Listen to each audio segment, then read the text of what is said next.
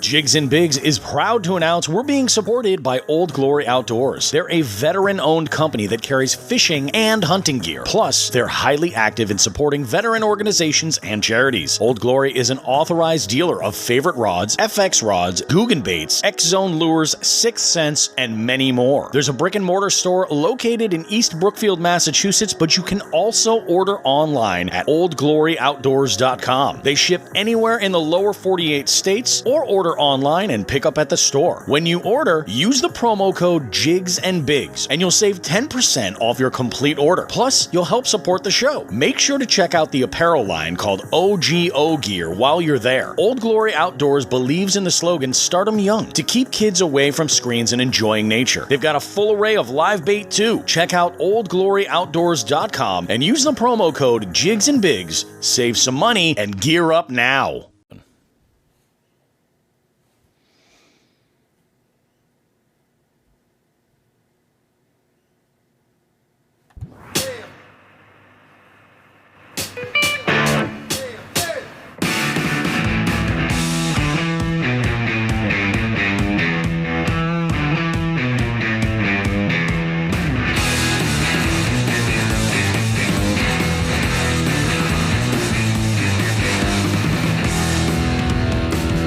Yeah, that's right.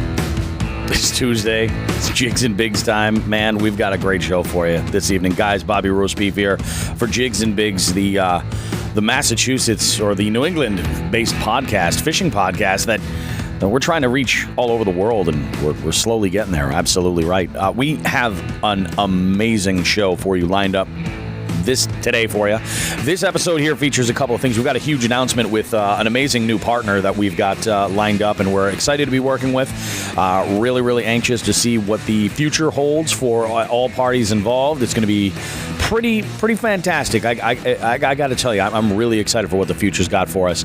Lots of great stuff on the horizon. 2021 is going to be an amazing year. I got Sean the Fisherman with us. We have an amazing interview today. We've got Slaunch Doctor, which is not one amazing East Tennessee-based angler, but two. We've got Zach and Brad. They're coming up. They've got a great. This interview was fantastic. I had a blast doing it. Great dudes. Really proud of the area that they're from and where they fish, and we're gonna learn a little bit about it and find out what makes it so dang magical. Guys, it's Bobby Roast Beef. I got Sean the Fisherman with me. We have an amazing show for you. So go ahead, get comfortable, pour yourself a nice hot cup of coffee, or maybe if you're listening to this at the end of your work shift or something, you want to have yourself a cocktail or a nice cold beer, go for it, guys. We've got a great show coming up for you. Jigs and Bigs, much more coming up right after this.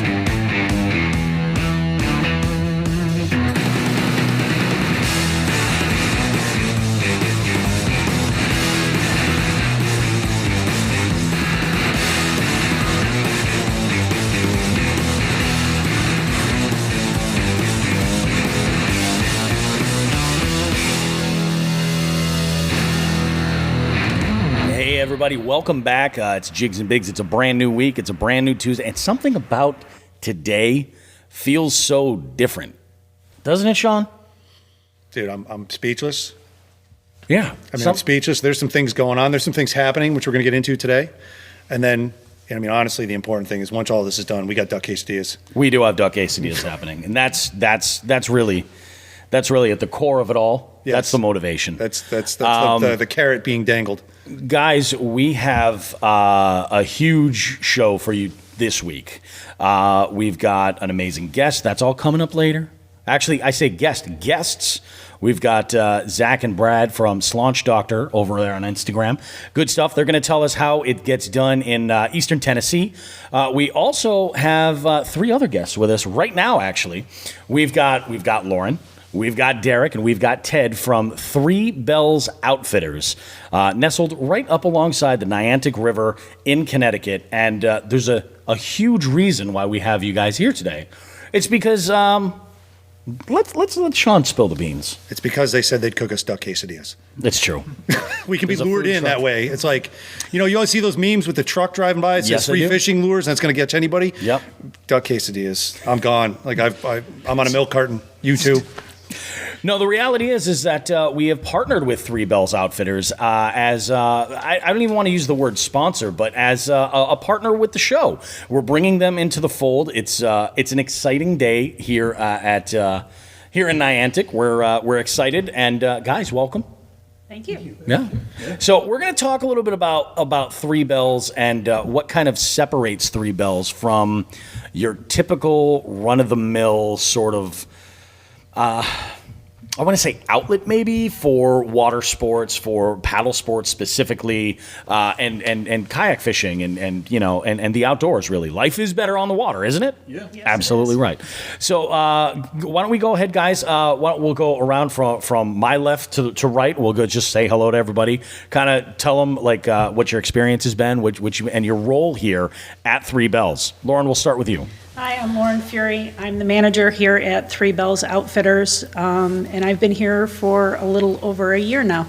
I have probably close to 10 to 12 years in the outdoor industry.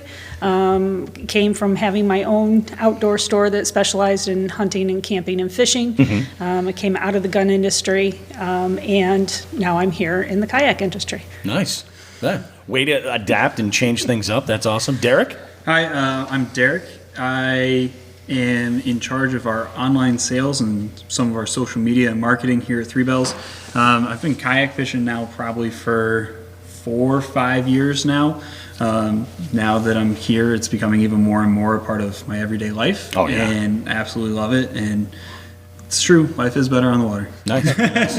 And Ted, what's your role at Three Bells? I'm the lead associate in the store, so I help run the retail store, and then I run our rigging and repair department too. Very nice. So you're the guy that we need to talk to for all the customization and making kind of sort of like the breaking in of a new watercraft. That's pretty amazing. So we're down here today, and it's, I have to say, we've broken new ground, at least for you, Sean, right? Yeah, I did something that was necessary to do, but honestly, I wouldn't recommend to anybody unless they have the proper gear. And honestly, when you really think about it, yeah, I risked my life today, but it's all good. It's for entertainment purposes, and there's nothing I won't do for our loving audience. Absolutely. Well, you sampled a couple of kayaks to figure out your next move. And Yep. I think that's part of what makes Three Bells so unique is that you guys have accessibility right to the water, and you've got, the ability to try it before you buy it, and there's a lot about you guys that we like specifically is your role in tournament angling and the accessibility that you give to folks that have maybe never had the experience of getting on, a legitimate fishing kayak and doing it the right way and trying things out, your rental program and things like that really kind of separate you. So if you guys could just kind of walk us through the novice kayaker, the novice paddleboarder, their sort of experience when they come in here, what they can expect that's different. What's that experience like for that type of person? Sure. So when we have customers come in, all of the staff, Ted, Derek, and myself, we always try to figure out where is the customer's baseline, whether it be price point, what's their experience level, and we get a lot of people who just generally are not sure where they want to go or where they need to be. So we'll kind of walk through, we'll ask them some basic questions. We've expanded our product line this year with what we're offering for both kayaks and paddleboards, so it gives us a lot more flexibility in being able to get customers into a good set of kayaks and stuff. And then if they're still not sure, we'll pull a boat, and if they think that they want to be on, they're torn between a couple of boats, kind of like what we did with you today, Sean, we'll take that boat, we'll go throw it in the water, say, take 20 minutes, take it out, go paddle it around, see what you like, see what you don't like. Yep. And if they want to go, they're kind of like, oh, I'm torn between this, then we'll say, okay, come do a rental. Yeah. And in a rental, we can put you out there for 2 hours, and you can really get out there. You can get out into the river and really put it through a good hard test drive. Yep. And see, 20 minutes in a boat, you're still feeling kind of good. 2 hours later, when you're fighting tide, And you sit there and you go, oh, okay, maybe not this one. Yeah, that's a good Exactly. point. So we'll put them in. We'll do a demo, and then if they want more time than that, then we suggest them doing a rental, and then we come back and we'll talk about where they want to go with things, and then usually that's when Ted's expertise kicks in at Yeah. that point, because a lot of times people are going, well, I want to fish, I want to do rec, I want to do, they're not really sure where they want to go, or they're going to do it in a variety of bodies of water. Yes. And the guys are really good about getting the right gear on the boat. Yeah. And that's really, really important. And we really pride ourselves on our customer service and giving Yeah. our customers the best experience that they can while they're here. Yep. Yeah, each purchase is a large investment. Whether you're getting in an entry level kayak or you're going all the way out, we want to make sure you're in the right kayak for you. Yep. Because it's an investment.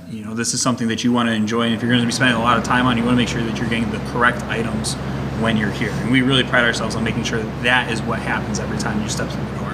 Yeah. No. I totally get that. And like the point that you made, customer service is really the dividing factor in a lot of different ways. It's one thing to go and have variety. It's another thing to have obviously a great price. But the fact that you've got the ability to show up and actually kind of have a little bit more thoughtfulness with your purchase and making sure that it's the right fit, it's like the difference between when you go to a shoe store, going and trying something on with somebody who knows the product, and then versus just going and grabbing anything off the shelf because you think it's your size. It's sort of the same idea. One thing that I think is really amazing about what you guys do is, and I want to make sure that we mention this, is you guys ship all over the country. Mm-hmm. But there's something specific for people who are 225 miles is what you do for your white glove delivery. Yep. And that's amazing. Let's talk about that a little bit, because that is really not something that's common at all. Sure. So our white glove delivery service is a combination of price saving onto the customer, but also a bunch of peace of mind. When you ship a kayak across the country, there's inherent risks with that, and it can be pretty pricey for the customer. Through our white glove delivery service, we will, one of the three of us will come out and we will ship your kayak directly to you. When we get there, we will help you set up your kayak. We'll answer any questions, make sure that everything's all right. But the biggest part is your kayak's going to get there in one piece. We're not going to have any issues. You're going to have everything. All of our expertise gets passed on to you without you having to make the trip down here to our store. In 9 times out of 10, it means that there's going to be a great price savings onto you on the shipping cost versus if we were to do it with the typical freight carrier. So it really is advantageous for anybody who's within that 225-mile radius of our store, that if you can't make it here, we're happy to help you over the phone or through email or through messaging on social media to help make sure that we put you in the right kayak, but we'll bring it to you also. It also allows us to do one additional thing that when we're shipping a kayak, if you buy it off of our website or buy it off of Amazon and you're shipping it across country, one of the things that we can't do for those kinds of transactions that are going outside that 225 mile, we can't do any custom rigging for you before your boat gets to you. So if a customer calls and says, okay, I want this boat and I want lights, I want electronics put in it, blah, blah, blah, they can work with Ted. We can pre-rig your boat, have everything all set and ready to go, and then we deliver your boat already done to you. And then that, it might take you a couple of weeks before you get your boat because it's got to go, Ted needs the time in order to be able to rig everything. But when your boat gets to you, it's done, you're set and you're ready to hit the water. So, and we'll walk you through the process of, this is how you run your fish finder, this is how you hook up your batteries, this is how your switch system works, so it's a unique feature that we do offer that not a lot of other vendors are currently offering. And right now the freight costs are they're going through the roof, and we can tag your boat 9 ways from Sunday that says do not forklift, do not stack on top, handle with care, and we get a couple of them a year that they come back and they got nice fork dents in the side of them. Nice level marks. Yep. Yep. Yep. And it's true. I think that you get there's an advantage to having everything show up, like a completeness in the transaction where you're like, I'm making this purchase, I want to enjoy this, instead of having something show up that you're risking getting there. Right. When it shows up and it's rigged and ready right out of the box, like you're good to go. And there was one thing that when we got the tour over here that Derek had mentioned when we took a look over in the shop, is that you guys will actually shrink wrap all the boats with added padding to make sure that they go. That's above and beyond in a lot of ways. Yeah, that's one of the benefits of us being in a marina, is that we have boats here that we get shrink wrapped every year. So we have a constant supply of shrink wrap that we utilize. Pretty much every single brand, when they ship you the kayaks ship the kayak to the distributor, or the vendor, I should say, we usually have some kind of bubble wrap or plastic or cardboard box around the kayak or paddleboard itself. But you also have to keep in mind that's several kayaks all being put into one truck, and that's the only thing going in that truck. Yeah. That works for that situation, but we want to add a little bit of extra peace of mind, because we know that your kayak or paddleboard isn't going to be the only thing that's in that truck when it's coming to you if it's shipping across the country. So we'll add extra cardboard, we'll add extra packaging, but we do shrink wrap them, because the plastic that is on these kayaks from the manufacturer, it helps, but we've seen it get torn up before and things like that in transit. These, some of these kayaks are over 100 pounds. It's hard for two people to carry them at times, trying to move them in and out of vehicles and stuff like that. So we put this extra layer of shrink wrap, and by putting that on, it really keeps any scuffs, scrapes, and things like that out of your brand new investment that you've just made. We saw the process during the tour, and that was one of the impressive things, was the amount of cardboard and other things that can just prevent, let's say somebody's getting a kayak shipped on Amazon with a bunch of other stuff, and their kayak gets to their house with, Frank Jones down the street's Ginsu knife set stuck into it. We don't want that, and it looks like you guys are taking that extra step to prevent that, or God forbid minimize anything that could happen. But you're right, you see a lot of kayaks coming there, they're only wrapped in shrink wrap, and what good is that? I mean, it's non-effective for the most part. It looks good, looks like there's some effort put into it, but it's not going to do anything.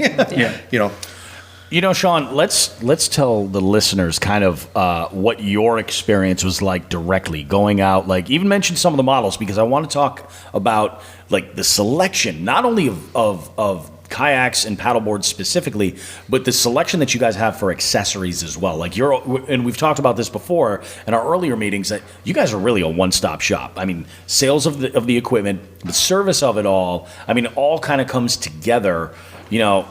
Why don't we start with that? Like, talk through your experience of what you kind of had as, an experience out on the water, risking your life as it was, and then we'll talk about other brands and stuff. Children, gather around the fire and listen to Sean the Fisherman's Tales. So when this collaboration all began, this was we can reveal it now. This was the original impetus behind all the Duck Quesadilla comments for 3 months, right? So Derek had reached out to you initially, and started talking, saying, hey, well, what are you guys doing? What are you doing Friday night? You want to hang out? You want to go bowling? And we've gone bowling. It's been good. And from there, then it was perfect game the first night out. I can't believe that. Like, that is, I'm still floored. Your response was, who are you? But no, we but Derek had reached out, and honestly, I don't roll on Saturdays. And honestly, after I think once we had set up our first meeting with you guys, we had actually, the night after or 2 nights later, we actually had a bit of a teleconference with two of your pros, with Ken Wood and Jason Gardner. Yeah. And after that was all done and we went off the air with them, that was the EKF announcement, right? Yep. Which we could always talk about that more later. But we had said to Jason and Ken, like, hey, did you put in a good word with us with Three Bells? Because they contacted us and they're like, no, what are you talking about? So that was nice that you guys kind of reached out. Organically touched base with us. We were floored by that. We're like, oh, no kidding. Yeah. So somebody does actually listen to this podcast. Yeah, imagine that. So we went from there, and we set up a meeting. We talked to you guys, kind of went back and forth a couple times on what, I guess, expectations, how ways you guys could help us and we could help you, and just get the word out on both A, the podcast, and B, the excellent work you guys are doing here. So from there, once we set up today's appointment, shall we say, for us to come down and visit and get the tour, and really for me look at a pedal kayak because I haven't been hiding on this show. My knees are shot, and honestly, my physical therapist over the past couple of years have been like, yeah, any pedaling you can do, The better. go for it. And now that we're, I'm kind of taking that next step with my kayak angling and really looking at tournament trails where I haven't done that before. It's almost imperative to get a pedal kayak. I mean, I have paddle, and when you get on bigger waters, Yep. it's rough. Get on rivers, it's a little rough. I'm not saying it's impossible because there's a lot of people that are listening that probably might be fishing with us. Yep. Oh, absolutely. But I think, I'm trying to think of the number. I think I was one of 3 people in general at every MAKB tournament for the East Side that had a paddle kayak. Everyone Yeah. else was either pedal or motorized. Yep. And where that makes a difference is here I am chugging along, and twice the distance away from me, the guy that is in front of me is hitting the spot I want to hit first. Yeah, exactly. Now, a good angler's always got plan A, B, C, and D, which I did, Sure. but I'm like, okay, A's done. And you go over to B, well, there's another guy with a pedal sitting there. Okay, now I'm on to C. And, it just goes on from there. But from that point, Derek, you reached out to me last week, and you're like, well, okay, great. Let's get some trial going. And your first concern was safety. You're like, well, we can do this, but do you have the gear that if something goes sideways, you're not going to die? And I'm like, yeah, I've got wetsuits. I'll be good. I made sure to wear my wetsuit. Can we talk about your changing room? The water was hot because I took a shower when I was done with all this. That's very important. The shower was very important because I don't want you, Bobby, on the ride back smelling nothing but me in a wetsuit. We don't want that. Neoprene and So I brought shame. I brought Go my on. towel. I brought my body wash, and by God, I brought my loofah. Nice. So we took care of that. But We heard you singing. yeah, I was singing. It was nice. I was giggling too. I came up with an idea in the shower. I do my best thinking in the shower. It was better than the screaming earlier. Yes, yeah, the screaming That's earlier true. was That's very true. That was not good. We can get into that another time. So, what I did was when Derek and I were going back and forth, he's aware. I made him aware of my knee problems, and lo and behold, in a past life, you were I was an athletic trainer. just Talk about perfect. just like cousin John. So when I have knee problems with my cousin, who's part of our fishing report team, he's always giving me tips and this and that. So when we started talking about kayaks, I wanted to try out with pedal models. The first one you suggested was a Hobie, and I said, honestly, I can't do that. We have to scratch it off the list because Hobies, nothing against Hobie's boats at all. Their pedal system is a push-pull, shall we call it. It's not circular. So with my knees, I can't do that. Yeah. I can't get on an elliptical machine. It hurts because it's not circular like a bike is. Bikes I'm fine with. So we from that point we talked about feel freeze and we talked about natives. And natives, honestly, I kind of had my eye on the most because unfortunately the native, I guess, is I've heard it from more than one source besides you, Derek, that natives discontinuing their ultimate pedals in the least. Now I have ultimates. I've used them for years. I love them because of they're so light and compact. For me, it's all modular. In and out of the water with the gear in there, it's maybe 150 pounds tops. Yeah. Unfortunately, I think I have to move beyond that now because it just doesn't look like that option's available. So we checked out, we had 2 models. I think I came in with 3 models to look at. It was the Feel Free Lure 11.5. Yep, with the overdrive. Yep, with the overdrive. The Native Slayer Propel 12. Yep, this Pro 12 and a half. 12 and a half, sorry. And then we had on the menu the Titan 12 and a half. Titan 12. Titan 12. But after looking at that and explaining, I don't do a lot of standing in kayaks. I very rarely. The only time I ever stand is to pull into the bushes, where I'm secluded and I can take a leak. Exactly. So that's really not necessary for my fishing. So I was really kind of eyeballing the Slayer. And so I've been kind of taking mental notes since we got here on what the procedure is. Somebody comes in, walks into the store. What's going on? What do we need? Again, we've already done the assessment part online because I was shooting messages, but you started with a message thread. So where do we go from there? So Yep. we looked at we had the Feel Free and we had the Slayer out and ready. Pedal drives were popped in. Actually, Derek, you even suggested to bring a rod, and I was like, yeah, I've got enough experience in a kayak. I don't think that's necessary. That being said, someone who's brand new to this field, or Yeah. someone who's brand new to this activity, bring your rod with you. It's a great because idea. You're going to want to just take a couple casts to see how it feels because I know how to balance myself in even a really, really skinny recreational kayak. So getting in that Slayer, that's a joke. That's like a bass boat. You know what I mean? I'm not going anywhere with that. So I didn't have to bring the rod. I felt comfortable saying I think I can skip that step. Somebody else, however, might want to bring that. But Derek and Ted grabbed the two kayaks.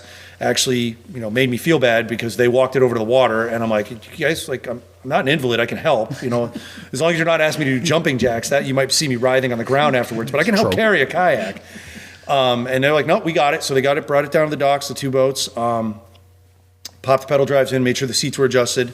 And here's, we talked about this right before we went on air. Like, Derek and Ted now have a baseline that a guy who's 6'4" with a 36-inch inseam, the Feel Free, unfortunately, is probably not going to be your best choice because I actually had problems drawing my knees back because it was so tight. But again, I'm a Sasquatch. Somebody else who comes in here who's, your height might be perfect, Bobby, Yeah. So I tried to get in there. I think, what did I make it, 2 feet with that? I don't even think I got a full rotation. Yeah, it was too much. There wasn't enough depth in that kayak specifically for you to get your knees far enough back, close enough to your chest, I should say, for you to be able to get that full rotation. But that's also part of the experience. We have multiple options. That way, if one of these doesn't work for you, that's no issue. We're going to find something that works for you. That's awesome. Yep. So my next step was getting in that Slayer, and it was as expected, if not better. I mean, that's a tight boat. I took it on a little lap around, forward, backwards, got the reverse. You guys, that's so cool. They attached a couple GoPros, so there's some wackiness on the water that I'm sure will surface somewhere. There's some comedy gold. There's some on the way for our listeners. You know me, I run my mouth, and if there's a GoPro on, I ran it even more. So you guys have some value out of this little trip I went on. But no, that Slayer looks like it's going to be a good fit, and we're going to go from there. There's going to be some customization being done that Ted's going to handle. I talked with Derek about it most because Ted was running around doing other stuff, but really I'm keeping it very minimal. I use like Canon rod holders. Yep. And I put them all on the left side. Anybody who's fishing out of a kayak, I always recommend it. Well, I shouldn't say always on the left side. If you're right-handed, put them on the left side. It kind of knocks down the amount of times you whack your other fishing rods that are behind you. True. I give the whole right side, nothing's behind me. Yeah. That's actually where, for my other kayak, my Ultimate, I always put my transducer mounts right there. So I can that's the only thing there. It's not going to be affected by it. And it's low enough. Yep. Yeah, no, that makes sense. Yep. But anything that's tall, you don't want that on your right side if you're right-handed. And if you're left-handed, reverse it. Put everything on the right side. That's just a recommendation. I can't remember who it was. Somebody at a tournament asked me about that this year and said, you put everything on the left side? And I said, yeah, so I don't bash my rods. And they just looked at it and went, that's a good idea. Yeah, it's amazing. You can almost see the light switch turn on. Yeah. People are just like, oh, wow. Because I think we related one of the stories where one of those loose rods that I was trying out, one of the spinning rods, I reared back to cast and I smacked the rod with the rod I was using. And the next time I went to grab that loose rod, I had done so much damage to it. I cast and the thing broke right in half, and it was a 1-piece. It wasn't a 2-piece. You ever hooked your own rod doing that? I did once, and I casted it. Yes. Yeah. That was fun. Yes, but the problem was, and Bobby and I talked about this on the last tournament of the year I did, one of the MAKB ones, it wasn't the rod. I sunk treble hooks from a crankbait into my safety flag, my visibility flag, the foam at the base of it. That's what caused the backlash where I lost all that 15-pound test and I had to switch reels and that's when I'm just gonna go ahead and say it. That goddamn A2 side thing fell off, and the amount of swearing. Yeah. So, although in this episode, this is why I love doing these interviews. In this episode, we have a concept A fail in the interview. Yeah. And I'll tell you what, there has been a major upgrade from the A to the A2. Yeah. Because the panel for the reel does not exist for this reel any longer. It's at the bottom of some East Tennessee body of water. Yes. Oh, yeah, you were telling me you related. We'll leave that as a teaser for everyone to hang on for that. But yeah, I mean, I hate to say it, like when we got those reels from Joe's, and I know I'm going off on a tangent, but that's what we do. Yeah. When we got those reels from Joe's, we from Old Glory, we were very excited about it. Oh, yeah. And like I said, that one feature that I don't like, that's just personal. It was enough for you to have a bad experience overall. I get that. It's the performance on that thing that killed me. When that thing fell out, now the backlash was my fault, but when I opened everything up and the whole spool fell out and shit just went completely haywire, that's when the smoke was coming out of my ears, and I said, okay, I think I've had enough. And I've actually, I came up with a game plan for other reels. But I think I have an idea for this, because I could put that A2 to good use. You need a paperweight? Yeah. No. I need a crankbait reel. Yeah, we'll work something out. I could probably work something out. I think it's fried me. I think it took like part of my soul. It's burned you enough. Yeah, I'm good. But Anyways, yeah, I'm sorry. We went off on a tangent. But anyways, I did my little loop-de, right? I came back, got out of the water, extremely stable. I don't remember if I think you guys were holding it just in case. Obviously, with the water being, that's seawater. We went on it, and there's a sheet of ice on it. And seawater is the last thing in the world to freeze. Yep. So that should tell you how cold out it is down in New England right now. But there was enough open water that we got Shout around. out to our southern listeners, by the way. Yeah. If you ever think like, oh, it gets chilly down here, shut up. Shut up. Yep. So, I don't think I would have had any problems getting out, but you guys held it just for safety's sake in this water. Even with the wetsuit, I wasn't planning on testing it. No. I was here to test the kayak, not the durability of a wetsuit, and and how quick the emergency response would get here. So, True.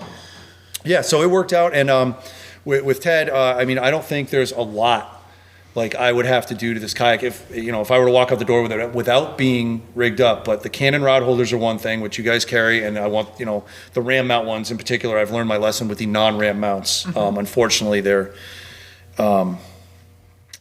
because you have to screw them down into the base.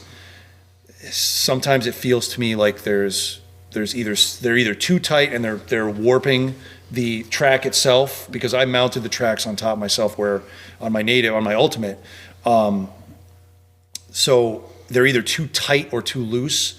With a ball mount, you tighten it down and then you can just clip the thing right on there and you're good to go. Yep. So yeah, there's that. And then with electronics, I'm honestly leaving it in your and Derek's hands, because you guys have some things that have come new to the store and really want me to put through their paces. And I talked with Derek about this earlier, and I was just kind of laughing about it. Like, the fish finders I use are like generally $100 to $150. I use them for depth and I use them for Temperature. And those are like so two huge important things. So if you guys are going to introduce me to other things, man, I'm all for it. Aside from that, Bobby and I talked about on a previous podcast, the Christmas list. Yeah. And then right when we walked in the store, the first thing I grabbed and showed you was, look what they're carrying, was Noqua batteries. Yeah. So you guys do have the bigger 12 volts underneath them for anybody who's conventional or using, if that's their setup. Mm-hmm. But those Noquas, they're literally the size of like 2 packs of cigarettes put together. They're so small, they're light. And they last. And if you guys, I know, Lauren, you said you were listening to some of the previous podcasts. Did you come across the one where I dropped one of those 12 volts on my foot in the dark? And I was wearing sandals. No. I had to go to the doctor for when I was still enlisted, and I'm like, I can't run this week. He's like, why? And I showed him my foot. He's like, oh my God, what did you do? Because it was swollen and blue, but there was still a white corner. You know what I mean? Right in the middle of it. And he goes, that might be broken. I go, yeah, you think? You hit that hard. I dropped it. Well, it was on the seat of my Tacoma, and I yanked a sweatshirt or something, and it came with it, and I didn't see it. I felt it. Yeah. And I started screaming. You felt it. Yeah. Damn. Yeah. So, but like I said, as far as like customizations for this, it's really not a lot I have to have done, because the track systems are all. The Native put 1, 2, 3. I'm looking at the back end of the boat right now, and there's 1, 2, 3, 4, 5. 5 I can see, and I think there's another 1 or 2 in the front. Yep. Yeah. This thing is loaded with. They actually got clever enough that a track system is used as a handle on the back end. Oh, absolutely. So- I think that's genius. Yeah, so I've got to put a visibility flag on there. We've talked about that. The rod holders, whatever electronics, and then honestly, the easiest thing, I have a couple of those little roto grips we were talking about when I was doing the test drive. I can put those on myself or whatever and just slide them on. But as far as customization goes, that's easy. More and more kayaks are coming with the track systems, which makes it easier on everybody. But I wanted to talk to Ted about a lot of stuff, because it's not just the track systems. Like when you talk about electronics, if you don't have channels in the boats, that requires some drilling. You got to do that. So Ted, how long have you been doing like the modifications? Has it been a couple of years or? Yeah, since I started here like 2 years ago. I started out in the rental fleet, but there was only one guy running the store at the time to do the rigging and stuff. So he took me under his wing and taught me pretty much everything I know about it. But yeah, I've been doing it ever since I started here. I absolutely love it. It's really daunting at first to drill those holes and cut into this kayak, especially it's supposed to be watertight, Yep. But yeah, I absolutely love it. It's just like fun for me now. It's just fun to do, and they make it so easy on you nowadays. The Natives, the Hobies, they're all pretty much set to go with transducer plates and holes for them to pull up into and all this stuff. It's really awesome. Yeah, you said that. I remember the first time I took a drill to a kayak, and it was just a cheap $300 wreck kayak. It was one of the Pelicans, and I had my drill, and I'm just standing over it for a solid minute, going, "Do I want to do this? Do I want to do this?" And I just took a deep breath, and went, "Whoa, whoa," and that was it. But yeah, I mean, from what I was looking at, like I said, the stuff I need for that Slayer is going to be quick and easy. It looks like, honestly, it looks like the handle. Track mount in the back just needs to be pulled off for visibility flag, and once the base of that flag goes in there, it's just going to be screw on, screw off. I can drop that thing anytime I want. And I think some of them are even collapsible now, right? The Visicarbon Pro collapses down, and the flag itself is its own bag. And the stores in the back. It's almost like a tent pole, right? So same it's got a thing. bungee inside. So that, I mean, it looks a lot easier. But if anybody needs something, like I am looking at the Slayer, and the one thing I don't think I'll need it because it's got the pedal drive, but one thing that it's really easy for me to do, and I'm sure you've done it a million times, just putting in 4 U-loops for a really quick anchor trolley. That's so easy to do, but a lot of people, again, if you don't want to do it, Ted, you're here. It's just a simple couple of holes. Totally. And then, I don't know about you, but like for me, what I'll do is I'll take the screws and I'll dip them in either like caulking or, I like using, if I can get a hold of it, is aquarium cement. Oh. I know it's the same shit, but sometimes you look at caulking that you're using for your bathroom, that's just holding tiles in or keeping water back. Aquarium cement, you're putting how much pressure on that? You never know. I mean, how much pressure is on an 85-gallon fish tank? I got one in my basement. But, it's stuff like that. So really with customizations, and that kind of stuff is designed to be submerged in water. Yes. And that's one of the big things. Ted was just putting a brand new Bumper Pro on a Hobie PA14, and one of the things we were talking about is, okay, do I get the plumbing or do I get the marine? And I said, get the marine. I said, because because it's the difference of what is water meant to repel water versus what can be submerged in water. And so that's one of the that's just one more piece of the type of stuff that we do here, is that we take a look at those kinds of things and say, okay, how should we really be attaching this stuff? What should we be using, and what's going to create the durability so that your gear is going to stand up in the water? I mean, we're not using backsplash silicone to put, your anchor trolley in the back. Exactly. Because we don't want it to fall off and leak, and the next thing you know, you're calling me, telling me what my kayak's in the bottom of the sound. So you don't want to deal with anything. Well, if anybody had been listening to the show for the past 6 months, I think I covered that with pool noodles, right? That's true. They should have a sopping wet kayak, but still floating. It's still floating. Correct. Yeah, pool exactly. noodles. Yep.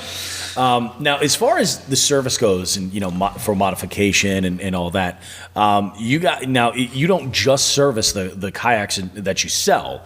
You like if somebody comes in and they've got a kayak and they just like we'll just say maybe Bobby Roast Beef doesn't exactly feel comfortable doing these modifications on his own. Maybe he's made a few mistakes in his life, and it's cost him some coin. If somebody's like, I'm looking to get let's say electronics, and they want to throw something in, they can come down and you guys will do all the service and everything right there, so you can get top-notch service done and protect yourself by in my case not doing the work yourself. Yeah, we will do we will do installations on any brand kayak. We actually have a client of ours that comes back on a regular basis that does not fish out of one that we carry. That Ted's probably done 3 or 4 sets of modifications for him on them now. That he brings it back to us because he knows it's going to get done right. He likes the work that we do.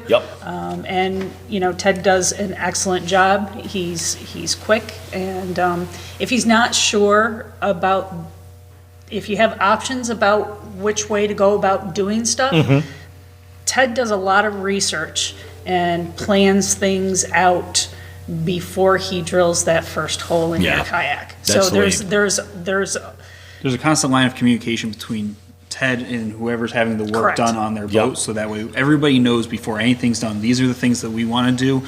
do you want to go forward with this or do you want to go in a different direction? That's great. Yeah. Yeah. And one of the big things that we try to stress to our customers that are having work done, and this is really, really important, and it doesn't matter whether you have your work done here or whether you're having your work done somewhere else.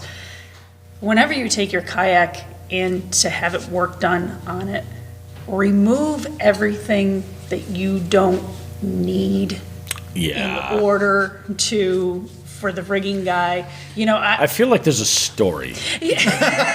I'm feeling like there might be like a story. So we've had stuff where people come with their kayaks completely loaded. We've had eels in kayaks before Oh, they can God. be getting removed. There's Live? been- Yes. Yes. Oh, awesome. Oh, Yeah, wow. that- Where they've There was lost a them live in one their that went boat. in there. Yeah.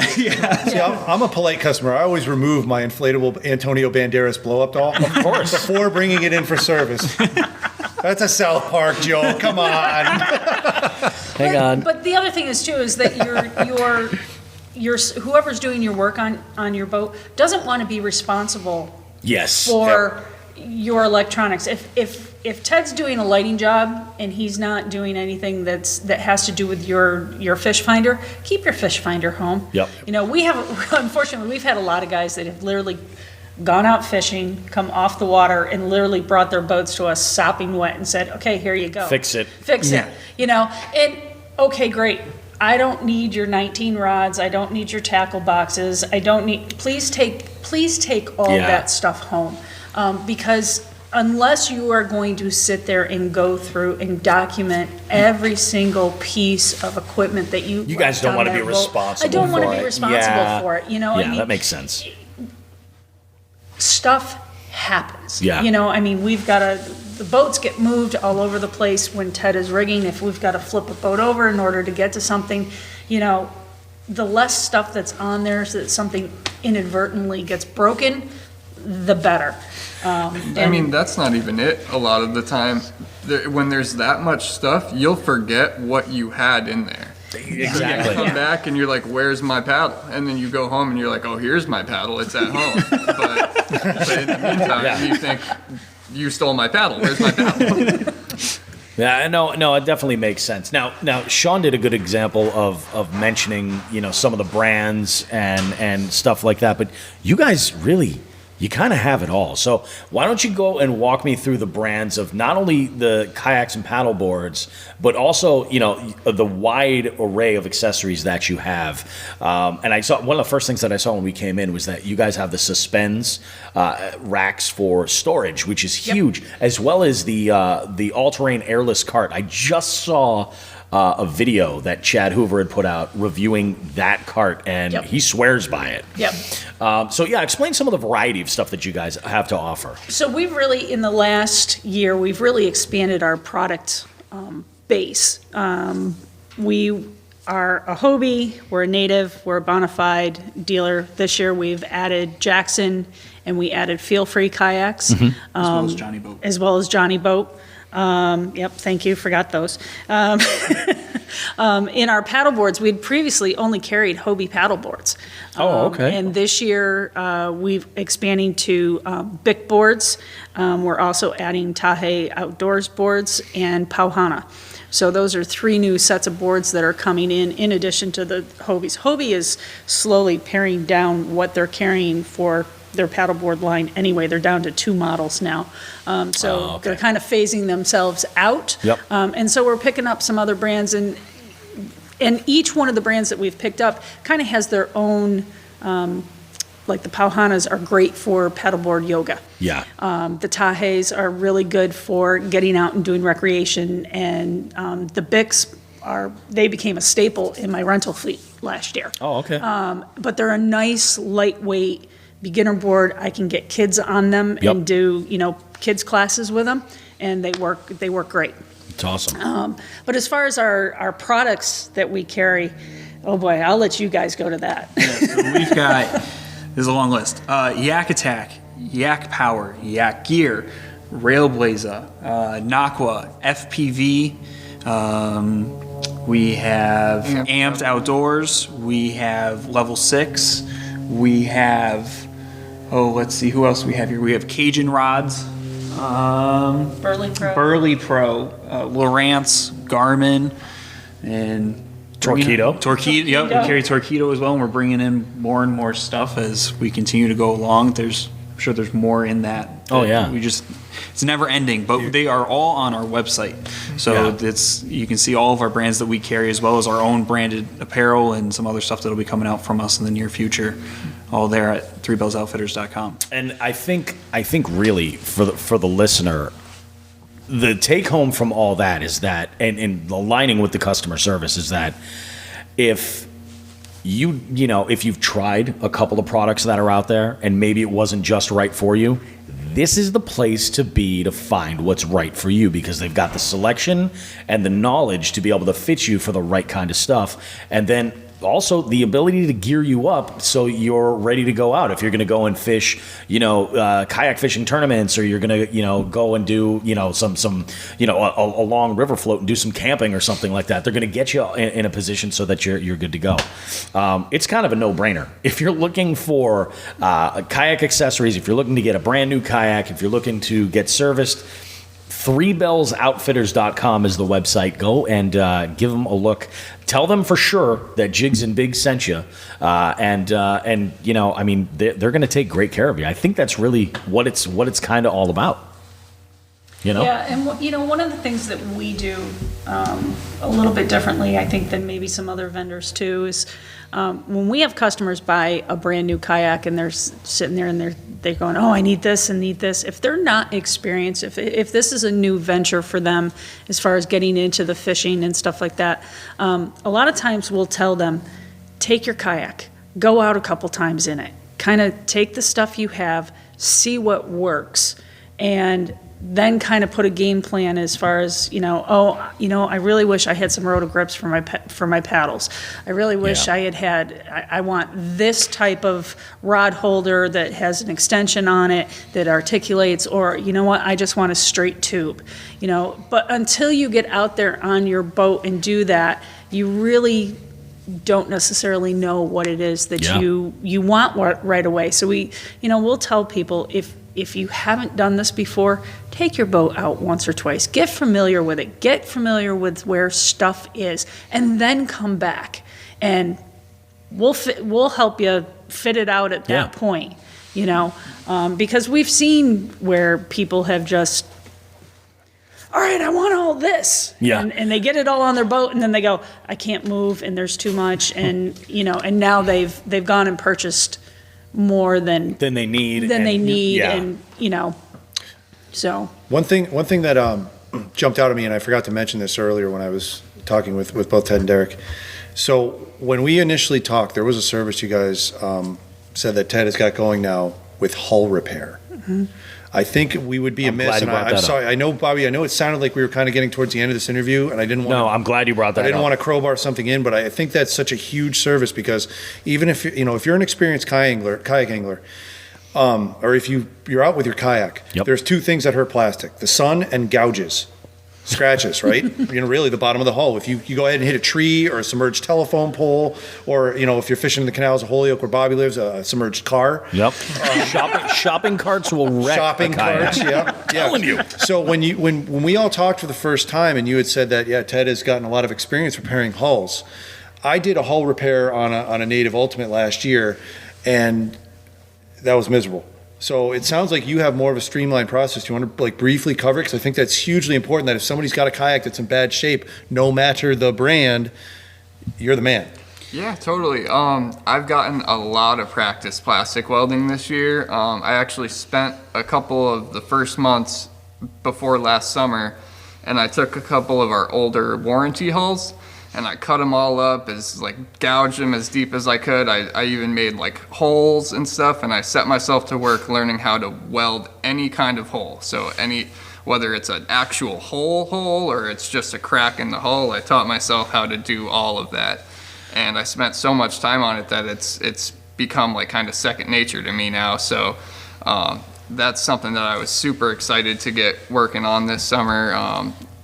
We do this thing now called resurfacing. So any kind of scratching and all that kind of stuff, we can take almost any scratch out, any kind of gouge. We can either we either will sand it down and then we'll backfill with the plastic welder some of the deeper scratches and stuff, and then we sand it down with multiple levels of sandpaper so it gets completely smoothed out, and then we there's a couple different like plastic shine and buffers and stuff that I use from there to make it smooth again and shiny. But yeah, that was something I was really excited to get into our lineup this year.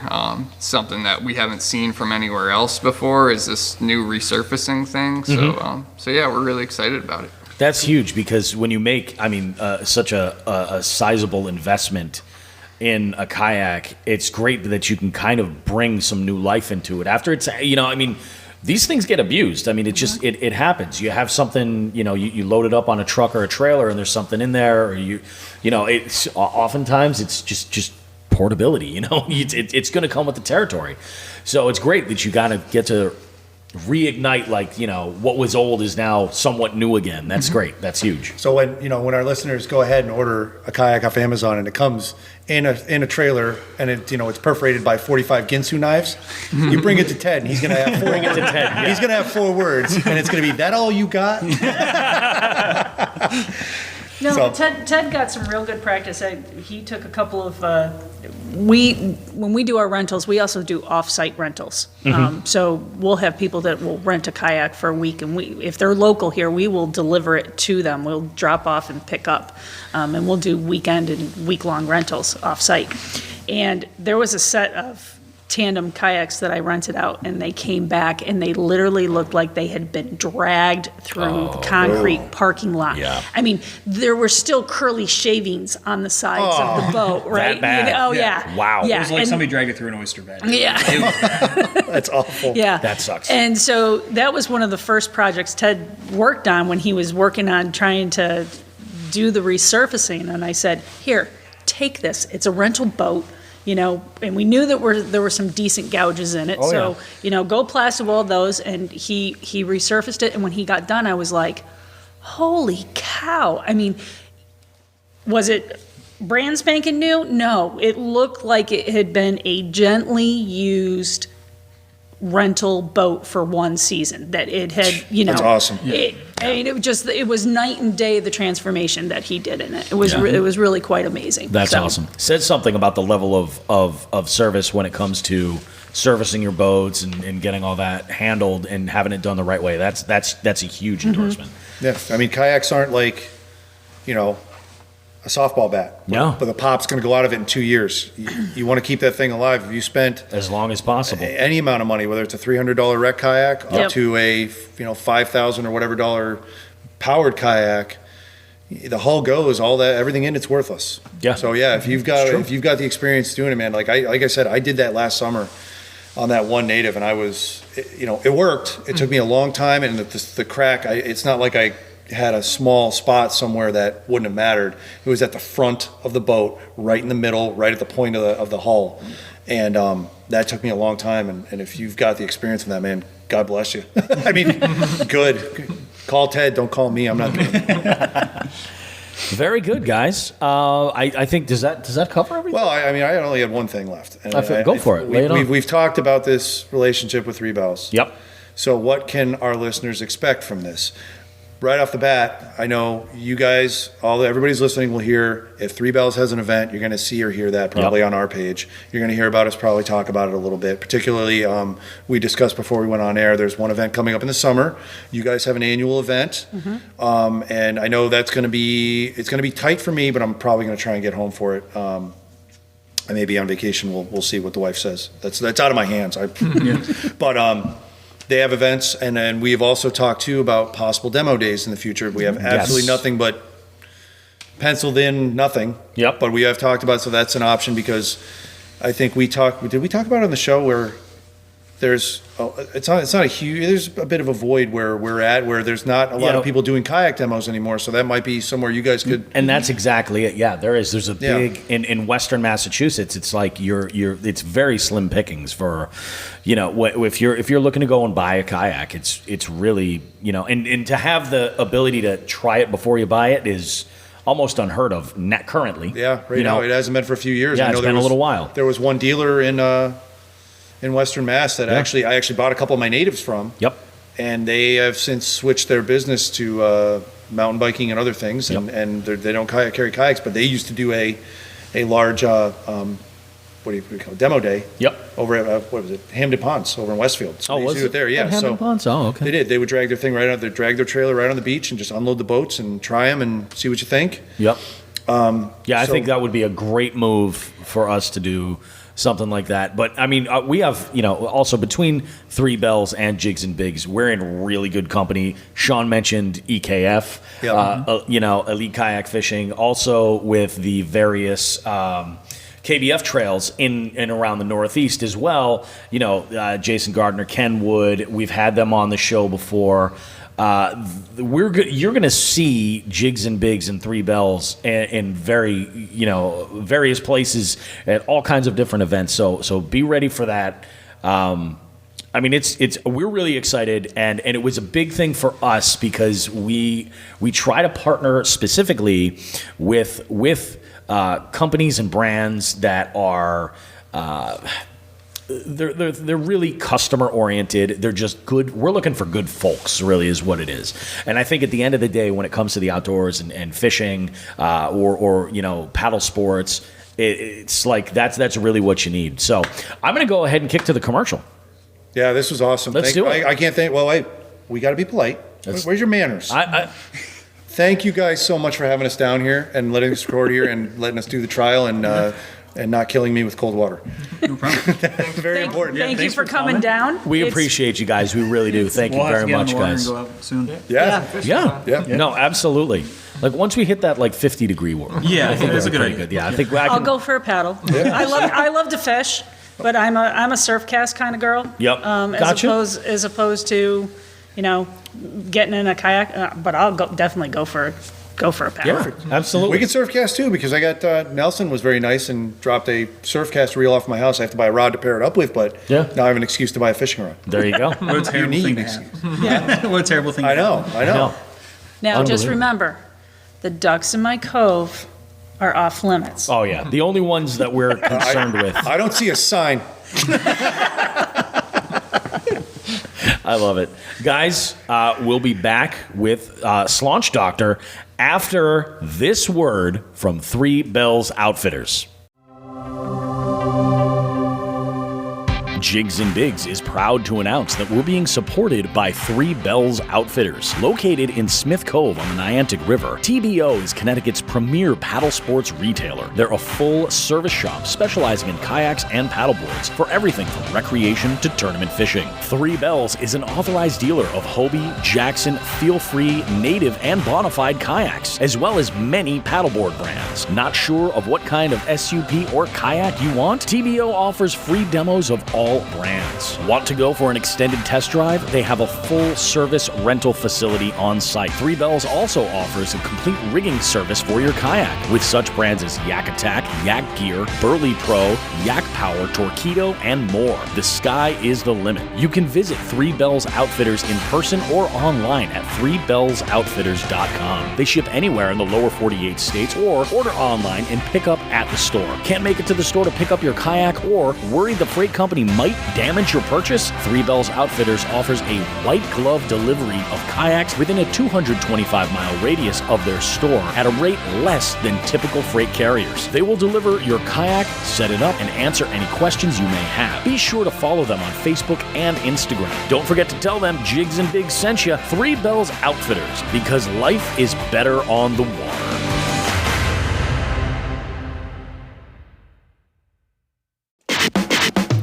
Alrighty, guys, Bobby Roast Beef here for a brand new segment. It's our interview segment now, and I'm joined by two folks that you might know from Instagram, Slaunch Doctors. We've got Brad and Zach here. We're going to talk about all kinds of good stuff, fishing related, and all kinds of good stuff. Let's get right to it, guys. How you doing tonight? Pretty good, man. How are you doing? I'm doing okay. I must admit, your audio sounds fantastic. Well, thanks. Yeah, Appreciate that. sounds fantastic. Brad bought this fancy microphone here that we're talking into. I feel feel pretty important looking at this thing. I'm not gonna lie. That's what I'm saying. I mean, there's something to be said about quality production. I appreciate that. That's good. So let's get into it, guys. We'll talk about how you guys both found fishing, how it kind of, was introduced into each of your lives, and how you sort of individually kind of came to love it the way you did, and then how the two of you guys got together and started, fishing together and then creating content. So why don't you kind of walk me through that story? Like, how did you guys each find fishing? How'd you discover it? I've been fishing since I was knee high to a grasshopper. My uncle, he taught me as a child, like how to shoot guns and how to fish and do all the above. So the first fish I can ever remember catching, it was with him, of course. And I was always a trout fisherman. I did that pretty much my whole life until I started bass fishing. But I can remember him setting the hook on this. Well, at the time I didn't know he was setting the hook on said trout, but then he would hand me the pole and say, "Now, if you feel it bite, you feel it tug, there's a fish on there, jerk it and reel it."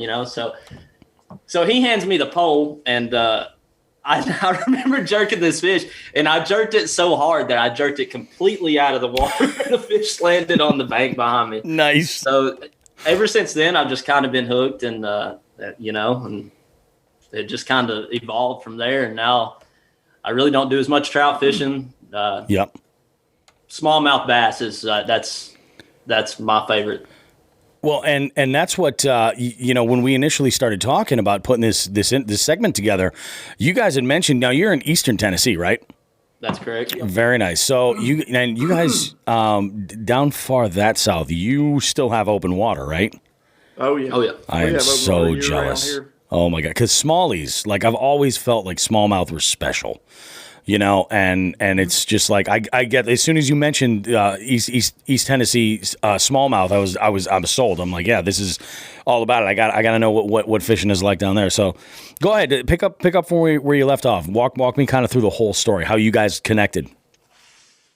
Yeah, so I'm like the fishing thing. It goes as far as that. But I guess, how many years ago has it been when we worked together? Yeah, gosh. Oh, probably 6, going on 6. All right. See, it's 2000. Well, I think it was 2012. Yeah, probably. Wasn't it? So Yeah. going on 9 years, I guess, this year. Yeah, so I guess we've known each other that long. We actually both worked together at a local jail, and we were both corrections officers. Oh, okay, all right. My brother-in-law's a corrections officer. Yeah. Nice. Yeah. So we started off there. I never knew him before that, and we just kind of hit it off. We had a good summer together and stuff. We were both going through kind of similar life situations and things like that. So we kind of hit it off, and we're both outdoorsmen and love the outdoors and stuff like that. So we, of course, made a few hunting trips and fishing trips and things like that. And, that's just kind of where it rolled. And then a couple of years ago, we were both trout fishing some. We've got some good trout waters here locally within probably 15 minutes drive time for each of us. And I guess historically, if an outsider looking in to this area, you would probably recognize it more for the trout waters. Oh yeah. The tourists, it's a very, very popular tourist destination. Okay. And a lot of tourists come here just to trout fish. So, but anyway, we've also fished the other rivers and streams in the area, and know there's other species in there. So, and we went out a couple summers ago and just got real serious about the smallmouth, and found that we got a gem up here. I mean, Definitely. It's pretty excellent smallmouth bass fishing. It's really, really good. It's we've talked to some others that are from other places, and it's comparing it, and a lot of those have heard of it up there, and we were kind of surprised, like, wow, you've heard of East Tennessee and Sevier County? I mean, it's no Susquehanna River or anything like that, but it's but it's definitely it's a place big. worth stopping, right? Yep. Oh yeah, for sure. Nice. That's awesome. Yep. What about your your favorite? How did you guys get into working on social media together? How did the Instagram come around? Like, because this is the part that I always think is so interesting. It's like, what is that spark that's like, hey, I want to share all these fish that I'm catching. You know what I mean? So I guess what was it last year when we started? So we were out on the river, and Brad was he was having a pretty tough day, and we were out with my brother, and I was catching fish, and you know how it goes. You know, talk a little smack here and there, and I was like, I'm just gonna call myself the Slaunch doctor, and okay, and it just evolved from there. And I was like, man, we should start an Instagram page, and Brad's like, let's do it, man. Yeah, I was like, you said, what did you say? He's like, I should call myself the Slaunch doctor. I'm like, yeah, there's something there. Yeah, I see absolutely. something there, and then it just kind of grew from there. Oh, that's awesome. It's a blast. It really is. It's you know, it's amazing when you get on there and see what kind of networking you can do and how similar from different parts of the country that you wouldn't typically think they fish for the same species and do the same type of fishing techniques and all that, and you get on there and you're like, it's all the same. It really is. Yep. It's just where you're at, you know. Yeah, different. I mean, you get different growth seasons and different strains of bass, but like it's true. It's like we all have that one connection, you know. Whether you're, I mean, well, I won't go that far. I'll say like if you're pulling like 10 pounders out of like when in Texas versus like a trophy 6 pound smallie out of the Great Lakes or even larger, like there's a common thread there. What the hell else was I going to ask you guys? Oh, yeah. As far as specific to each of you guys, and I'm curious if this lines up, what's your favorite season to be out there? Like, what's the season you look forward to the most? I knew he was going to ask that. Oh, yeah. Well, personally for me, up until this year, I would have said pre-spawn, spawn, That's when I expect everybody to May and June, Yep. Late April, May and June. And because the numbers are there and you can just go out and absolutely smash them. Yep. But for me personally, the quality fish, I've started doing some online tournaments here in the last few months. It's awesome. And fishing in times of the year where, most people kind of just shut it down, Oh, yeah. Unless they're super, super dedicated fishermen. And so I've been going out and fishing, and I'm starting to love the late fall and winter fishing because I've caught the biggest fish I've caught in my life this fall and winter, ridiculous fish. And he can tell you because he's expressed his unhappiness about it. Yeah, let me tell you, I hate winter fishing. Yeah. I hate it. I've been out there. It's not like I haven't tried. I fished more this winter than I've ever fished in my life, and I've caught some fish, but nothing worth talking about. And I'm sitting over here, watching this guy just drag 19 and a half, 20, 19, 18, 17, 20 inch smallmouth is smallie. That's big. That's a good fish. Yeah. And he's catching them left and right. And I'm just sitting over here with, my fish pole in my hand, like, what am I doing? So for me, hands down, springtime, that's my favorite time. I'm curious, is one of you more the power fisherman? One of you more the finesse fisherman? I would say he's more of a power fisherman. And really?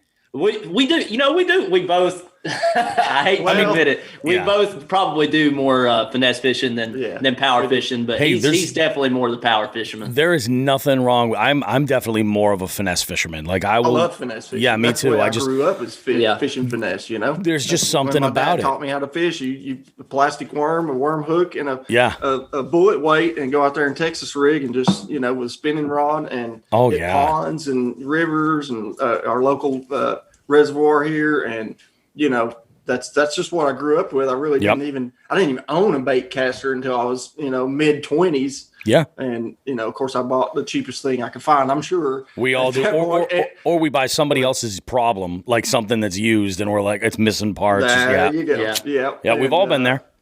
And not know anything about it or how to use it, and spend more time respooling it than you actually do fishing it. So, but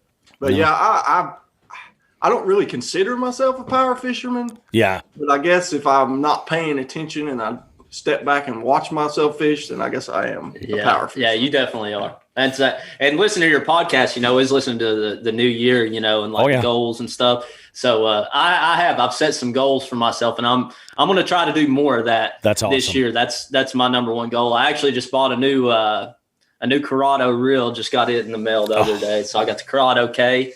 That's great reel. It is a sweet reel. Yeah. Yeah, it is. It's a killer reel. I love mine, but that's the thing. I'm always interested because I'm in the exact opposite. Like I will use finesse fishing like a crutch almost. If it gets tough, I'm going to downsize. I'm just going to be throwing a drop shot. I'm always ready to go with a drop shot or a Ned or like a weightless fluke or something like that. Ready at any time, and I'm trying to get better when it comes to finding fish. And really, it's I've just got to get better with moving baits and stuff. I'm curious about this, as far as like your favorite styles of bodies of water. Do you guys favor more like pond hopping, or are you looking for like medium to larger lakes, or are you specifically looking for current all the time? For me, it's hands down river. Yeah, it river. is. I'd be lying if I said it, we weren't both river rats. I mean, we are. And it's just you can catch them when you can't catch them in other places. It's very our rivers, more specifically, they're super consistent. Oh, well, yeah, and that's just it's home to me. That's I grew up fishing trout, so I was always fishing moving water. Yep. Around here, in the mountains and stuff. So. We do some lake fishing though. We try, and pond hop every now and then, but never want to stop learning and try new bodies of water and stuff like that. And you get on the Facebook and the Instagram, and you see the posts, and people are like, I went out such and such lake and slayed today, and you're like, let's load up, let's go. Yeah. Let's try it out. Let's see if it puts up. We might have a good day out there. We might not. Yeah, absolutely. Bad day fishing is better than a good day working, right? You're damn right. You're damn right about that. As far as like weather preferences and things like that, is there any kind of a condition that either of you guys are just going to walk away from? You're like, I'm done. You won't do it? Well, as far as the kayak, no. I guess it should both. I've got a bass boat, and we both have kayaks, and heavy wind sucks. Yeah. It's tough. It's really tough. It's super hard to focus on fishing because you're constantly you're fighting and trying to stay put and trying to, fan cast and make some accurate casts on places. And it seems like you never get this cast on the same spot twice. Yeah. And you feel like when you're done that you probably missed a lot of fish because you weren't able to stay put. Yep. So I would add cold to that, wind and cold. Oh yeah. Man, yeah, count me out. Yeah. So we went on this float trip the other day on the kayaks, and man, the wind kicked up that evening, and it got cold, and we froze our ass off trying to get back to the truck. It was miserable. I couldn't feel my hands, my feet. Oh yeah, nothing by the time we got back. So anything else though, we've done it all, man. We've been out in the rain. Yeah, it don't matter. Yeah. Wind and cold. Wind is a tough one, especially in the kayaks. But yeah, that's the thing. Even when you're on a boat, wind can suck. It makes it just so choppy and it's unbelievable. Wind is definitely a big one. But I think everybody's got a different kind of threshold what they can do. Cold, I will be out there. When I'll stop when it's so cold is when my guides are icing up, and it becomes a problem, functionally. And I'm just like, I ain't all even right, pulling my gear out if there's going to be ice. Yeah.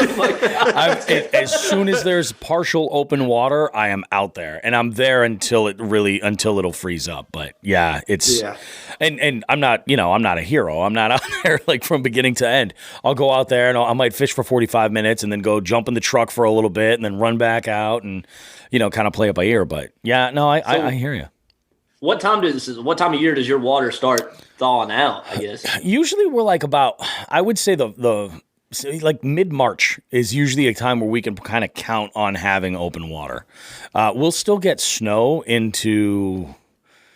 we've had snow into April, like well into April before, but it won't necessarily really freeze up. Once the ground starts to thaw in about like mid-March, things start to improve a little bit. Like St. Patrick's Day is a good marker, Okay.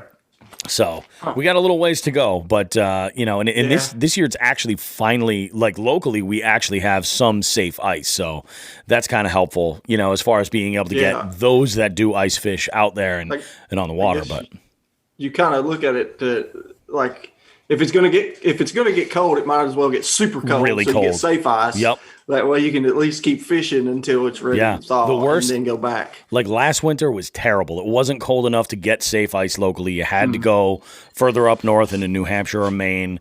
And it was just crazy. But I mean, you know, in the eastern part of the state, though, it doesn't really freeze out there, you know. And that's the one nice thing that I will say too about current is that if it's, you know, the temperature cooperates, it takes a lot for the rivers like the Connecticut River where I am, for the Connecticut River to get iced up. You know, it really has to get ridiculously cold for that. But man, that's crazy stuff. Let's talk as far as confidence baits. This is what I'm really interested in, is what are each of y'all's top 3 confidence baits that you're definitely going to have tied on? For me, as bad as I hate to say it, he's going to say the same thing, so be ready for that. Oh, it's okay. The Ned rig, obviously. And you guys are smally guys. Yeah, I mean, come on. They just crunch it. It's one of those, it's a love-hate bait, all right? So you hate to fish it, especially right now. Yep. It's cold. The water's, you know, our local rivers that we fish here, the water temps are they're hovering right at 40 degrees. So the fish are cold. Yep. They're still feeding in the cold, but they're just, you know, the metabolism's so slow that they're not moving very much. So it's just brutally slow fishing. It's just, you know, you feel like I might as well have a bobber and a worm on there or something and just be float fishing. Yep. But that would be my number one confidence bait, just based on the year that I've had. I personally didn't start fishing it until probably last winter. So probably a year I've been fishing it, but it's consistently been the bait to put the most fish in the boat, or just produce the most consistent bite. Gotcha. What's your favorite Ned head? head? Love it or hate it, but what's your favorite Ned head to use? My favorite Ned head, actually, recently I found the company and ordered some online and have been using them and really liking it. Is Lifted Jigs. EWG. EWG. We fish the Z-Mans or the whatever brands with the exposed hook, and you get so sick of tying them on because we fish moving water with rocks and you get hooked up on logs. everything. You're going to lose them. You know, probably it wasn't uncommon to go out a half a day trip and lose a whole pack or 2. Yeah. Oh yeah, I would usually buy like 3 packs at a time when I would fix them up. You know, you caught some fish in between that, but you lost a lot of. Definitely, you lost some terminal tackle. At some point in the summer, late summer, I started trying to look for sources and ideas with the EWG hook and just make it completely weedless. You saw some reports online. It might affect the movement of the bait because it's pegged down there where the hook tip goes back in and you expose it. But my results say otherwise. Yeah, no, I agree, man. I agree. You know, and it's so funny. Like when it comes to Neds, that's why I try to stay away. I'm always looking for a weedless or a snagless, closer to snagless option for a Ned head. The problem is, where I live in Massachusetts, we can't use lead. We got to use lead alternatives. Yeah. So there's. Oh wow. You can use lead so for you like use everything tungsten. Well, or bismuth. Bismuth is another one. But like the jigs that we make that we put out, those are non-lead. They're from the jig heads we get actually from leadfreebassjigs.com, and they're good. And you know, I mean, I buy tungsten. I've used Woo. I've used. I really like Reaction Tackle. That's really, I think is really really good value there. But I'm dying to get a tungsten EWG style Ned so I can throw that. Because what I've been using is like as an alternative is a really small EWG hook, and I'll peg like an 1/8 ounce tungsten weight, and I'll use whatever I want for the Ned bait, and I'll just Texas rig it real small, and it's a killer. I had the best spring I've ever had using that bait last spring. Wow. So have you ever heard of the tiny child rig? That's what I call it. Except it's the way I rig it. It's kind of backwards because I think the tiny child rig you would use like a Nico weight, a nail weight. Yeah. Yep, on the butt end of it. And actually, the reason why I haven't messed with that, I really like that Guggen Rattlin' Ned with that rattle capsule in there. And it's. I want to try that. We were talking about that. We were talking about that just the other day. It's like it speaks to me in so many different ways because it's got the rattle, but it doesn't have the bulk. Like if you put like like some of the Booyah jigs that I started using when I was fishing jigs, they have the rattles on the tie for the skirt. but that just adds more bulk to it. You know, when you're trying to finesse and streamline things, that rattling Ned is unbelievable. Yeah. It's killer. Yeah. Yeah. I was telling him the other day, I went out and was trying to upgrade on the online tournament I'm fishing right now. Yep. Last Monday. And I put a Ned, a Ned bait, the Z-Man, the last take. Yep. Same color on a micro finesse jig. And then I had my regular Ned on the EWG. And I was throwing it, and I know there were fish in there because I'd missed a couple, and I felt them bite, but I didn't set the hook because they felt like, as we call them up here, peckerheads. Yes. A little small fish, you know. Yeah. It's like I'm out there trying to upgrade. I'm not wasting my time reeling in small ones, and that I know it's probably not going to do me any good. So I'm throwing the same bait, or those two baits in the same spot, and the difference of not having the skirt was enough to trigger the bite. Definitely. Cold water. Super finicky. Yeah, they're terribly finicky. Super lethargic, and just the smallest profile you can get it'll just do it. I just got turned on recently to a new presentation I've never heard of called the Float and Fly. You guys heard about this? Yeah.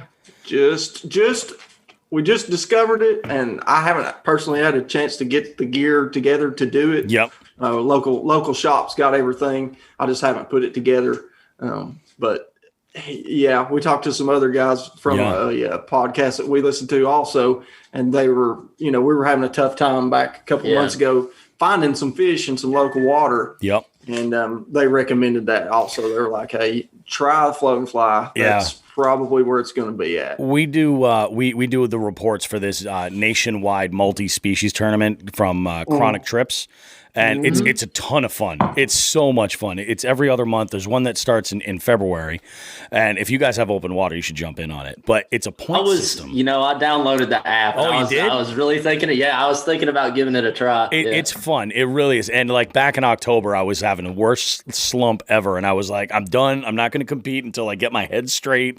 And, I've got my confidence back. We're going to learn some things and go at this the right way. But I think that Float and Fly, for some of the niche species that we have up here, might just be a killer to have on hand. While I'm out fishing for bass or catching pickerel or anything like that, for, panfish, crappie, I think that could just deliver, and that could get some significant points. I'm sharing way too much information for anybody who's going to be in this. Might need to get creative and edit this sucker a little bit, but right. Yeah. I'm never in the money for that. I consider it a donation, so it's all good. Now, what about your other than us some stuff? So that's the way you got to look at it. Other than the Ned, what are your other confidence baits that you'll go to? My other two would be probably another finesse bait, probably a Texas rig of some kind. You can't go wrong with that. No, I don't think so. That's going to be a spring to probably late summertime thing. And then thirdly, probably would be crankbait. Yeah. I've had some pretty good luck on crankbaits. I've got into, it's easy to go out and buy a bunch of soft plastics and hooks and stuff because it's cheap. Yep. It's relatively cheap. And try different things. With crankbaits, you're dropping, $6, $8, $10, $12 each one. Oh, yeah. You're not going to go out and buy every color of every size of the 3 and the 5 and the 6 and 10 XDs and all those, So you just pick one up here and one up there, and then you get out there and you wonder, is that the right color or the right size? And so, but it's slowly becoming one of my confidence baits, and I'm hoping this year in 2021 for it to at least take second spot. Yeah. To be one of those, and it's a killer search presentation. It's a whole lot easier to search, with something moving like that than I used to just find fish by dragging a jig, and it took me forever. And it was, because I'd find, what was that? What was that? Was that a stump, or was that a rock? What am I feeling here? So, yeah, no, you're absolutely right. What about you, man? What are your top three?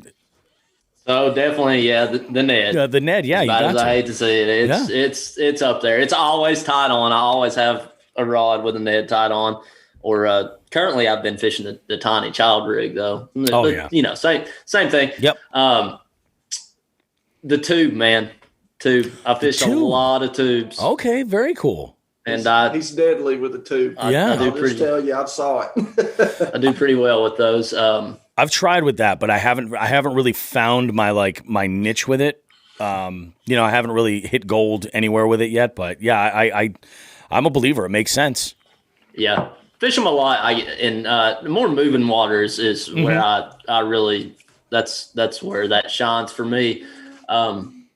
And then third, it'd be between like you said, a Texas rig or probably a swim bait.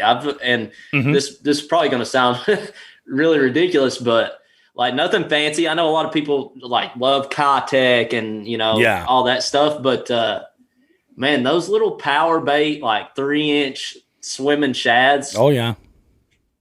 I catch a lot of fish on those. Yeah. So it'd be between that and a Texas rig. Yep. Usually just a worm. I like that big red worm.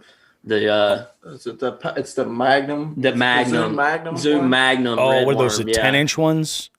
No, these are it's the Magnum Power. I think it's like 6 inch. Magnum Power. okay. Yeah, it's Okay. about 6 inches. Watermelon Gotcha. or cherry or something. Yeah, it's like watermelon. Yeah, but they're real fat. Real thick. Gotcha. That's awesome. It's so funny too. Like you say, like people do, they go crazy for Kitechs and they go crazy for specific brands. I look at it like this. There's one piece when it comes to swim baits that I love, and it's a tungsten 1/4 ounce underspin, and any paddle tail, like just within reason, like with the right color for the situation, any paddle tail. And I'm such a believer in it. It's caught me more fish on the worst days. When I've just been, where I've had to kind of learn how to like track them down, or especially with new water. I get to somewhere where I have no idea where I'm at, and I'm throwing that thing all over the place. Yeah, I'm wanting to give that a try. I hear you talk about that often. And the reason why I like it is it's one of the screw-in type hooks. With the screw on the one side, but you can rig it weedless. So if you're fishing new water, you're a little bit more brave instead of like, oh, I don't want to let it go too deep or get caught up in the grass or anything, because that exposed hook will just kill you. And that's why I've kind of leaned away from throwing it like even a swim jig a lot of time, because most of them that I've had have had an exposed hook. Yep. But yeah, you just gotta even with the brush guard or the weed guard on there. Yeah, if you hit something, weed guard. That's about what it's good for. It's about what it's good for. Yeah, a limb or a stick or a stump. You're hung. Exactly. We were talking about Ned heads. In our experience, we even tried the Z-Man, the weedless Ned heads. Oh, I've tried those with the wire. Yeah. Yes. Yeah. So and we were talking about it the other day, and like in our experience, I think you miss more fish than you connect with because of that weed, the wire weed guard on that particular net. I feel like I've lost some fish. Like something happened when they clamped down on it or whatever, and it just caused me to slip because love or hate the Ned. The hookup ratio is very high. Yeah, it is. Hard Absolutely. to miss a fish on the Ned. I've actually been out there, like on the kayak, and that's all that I have left, and I pull my pliers out and just start yanking those wire cards out. Yeah. No, absolutely. It makes sense. There was, I don't know if it was the Z-Man one, but there's one that has one thick wire that just kind of like juts over the point of the hook. And with that style, I've always just moved it off to the side a little bit. But the one with the 2 wires, and actually Reaction, I just bought a bunch of them. They have the 2 wires on either side. I find if you just spread them as wide as they can go, you'll get a little bit better of a hookup, I think. And they almost seem like enough of the tip of that hook is still exposed where those wires aren't doing a thing up against like a stump or a lay down or anything like that. You're still going to get hung up. It's just, I do find, I have a lot more confidence throwing something with an exposed hook in a kayak versus when I'm fishing the bank. I'm just giving away tungsten at that point. You can retrieve it. Yeah, it's a little bit easier, definitely. Let's see. What about this one? Oh, this is like a staple Jigs and Bigs question. There's a saying that I'm sure you guys have heard before, that fishing tackle actually catches more fishermen than it actually catches fish. In your lifetimes each, what do you think is the most ridiculous trend that's been in the tackle industry? And then the follow-up question is, have you actually used it, and how did it do? Gosh. Oh, man. ridiculous trend. Well, I'm gonna base this solely off the fact that I only have a couple. Yep. And first off, I've never thrown them a lot because I didn't have the proper setup for it. I didn't feel like, and so I haven't fished it a lot. And I'm sure I'm probably gonna catch some flack from some guys I know. But the Alabama rig, and I say that because it's just so big, and it's just you got to have specialized gear just for that. And I just don't.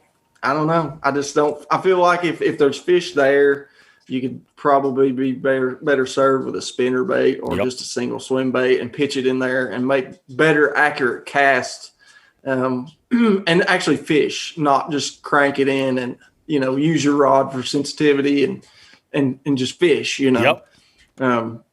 it's not ridiculous to me. I could see it having a place, and I'm sure tournament fishermen swear by it because it's probably won them some money at some point or the other. But to me, like that would be like the last thing I tied on and threw if I was just getting skunked and was like, all right, I've got to try. I've tried everything else in my tackle box. Why not tie this big monstrosity on and pitch it out there? But it'd be the A rig for me. I can believe it.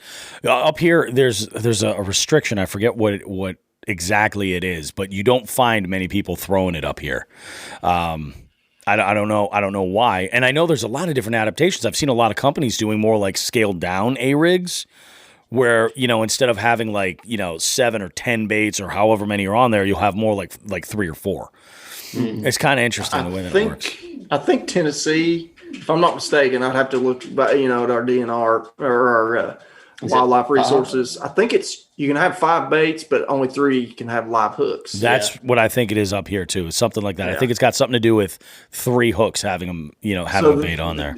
There again, that takes it back to, okay, well, you've got 5 potential baits. Yep. And, only 3 that could possibly catch the fish. Yeah. Like, why not just throw a single, swim bait in there and just try it the tried and true way. And catch it, you catch it. If you don't, you don't, Yeah, that's something I've never tried. I've got 2 of them, and I've only thrown them a couple times, basically, probably just to say that I threw them and tried them out. Yeah, I do that all the time. Although to make it worth it that I spent the money. Yeah, I like doing that. I like, if I get that's why I like stuff like the Dark Horse boxes and things, because it's funny because just this fall was the first time I started messing around with tubes seriously, because I figured a way. I found a tube jig that worked to rig weedless.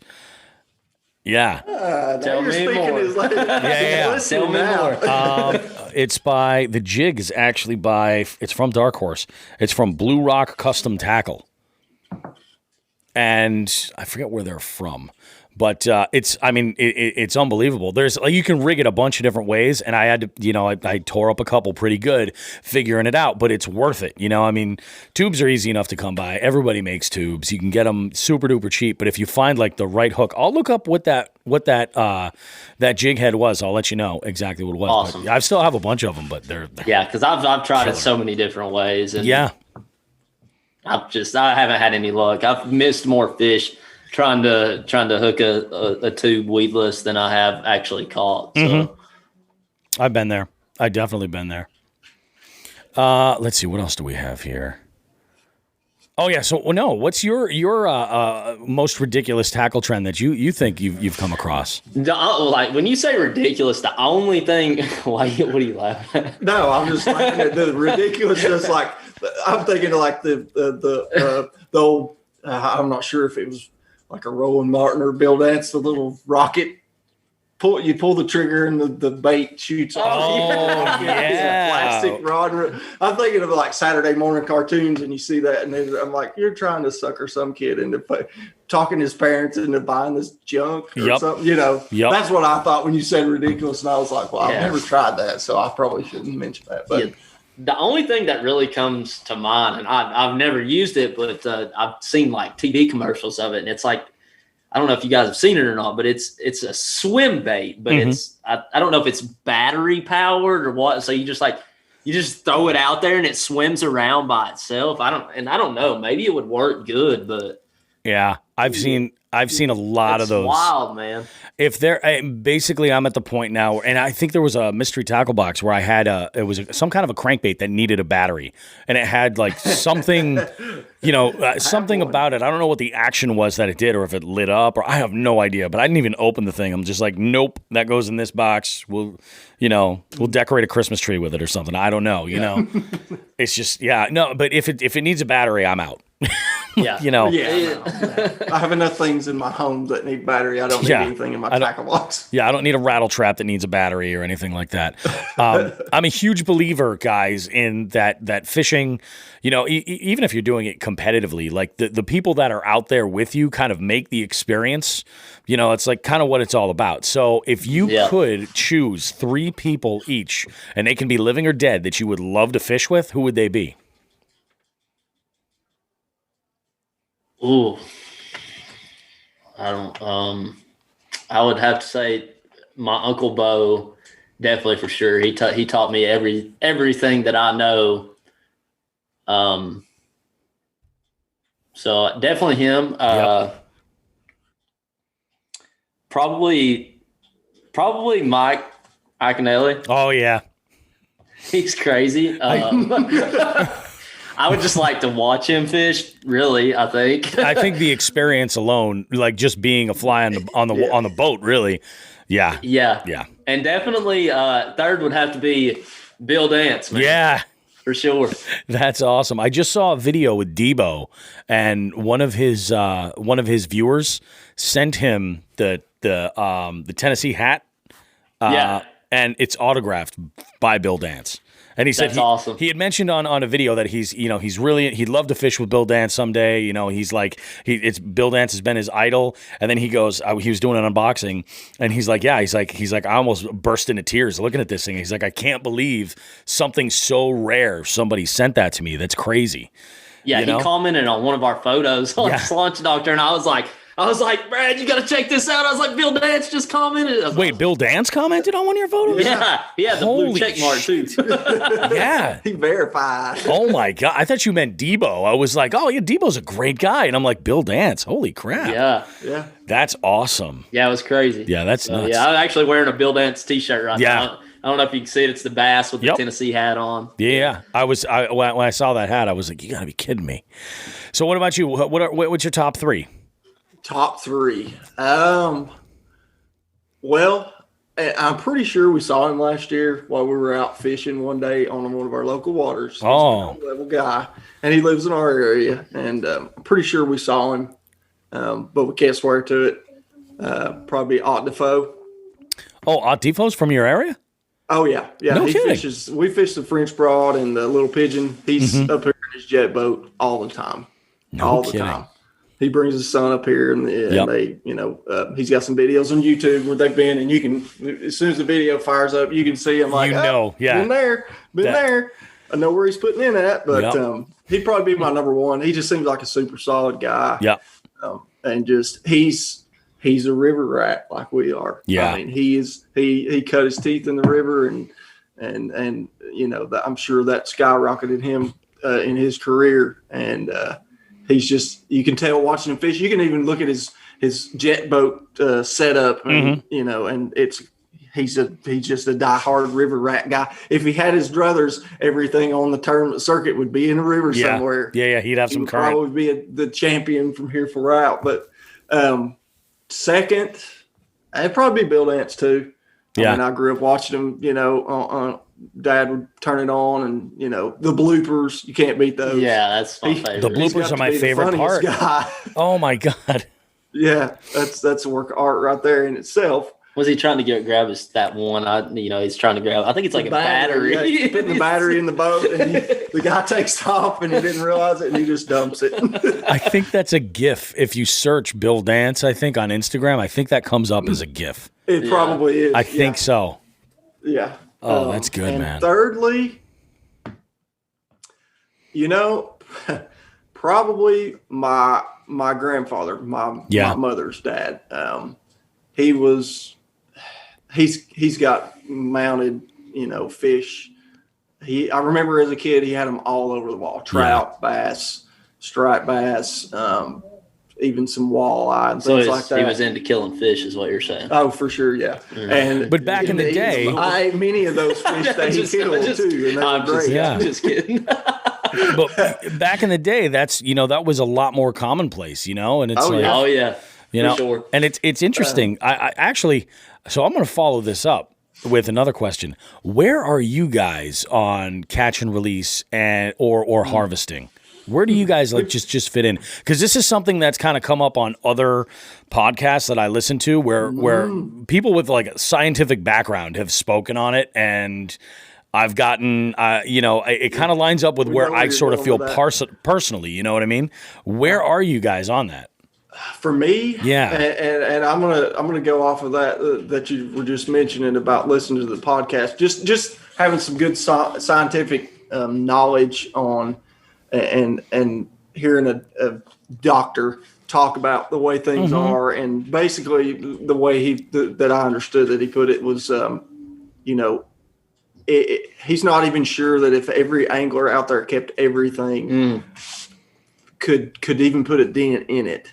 Yeah. So it kind of makes me a little less, I guess, I would feel a little less guilty about it.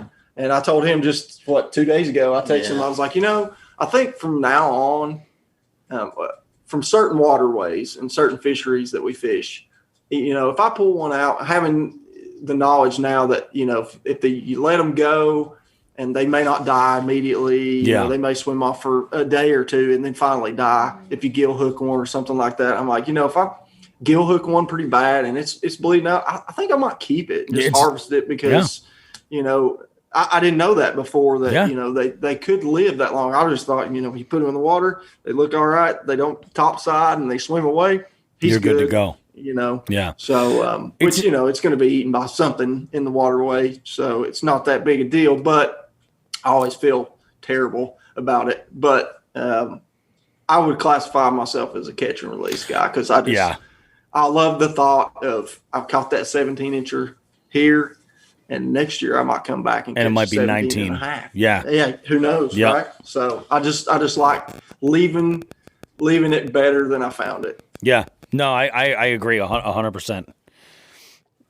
I'm definitely catch and release. I've never took a smallmouth out of the river, and I don't know that I could. Like I'm with you. Like when I foul hook a fish and like it's like bleeding from its gills or what, I feel legitimately like guilty, bad. Yeah. Like, oh my, I can't believe I done that. Just and kick somebody's a lot of times like I'm a firm believer of like getting in your head and having a terrible day's fishing, because I know that I do that personally. And if I get in my head, then the day's done.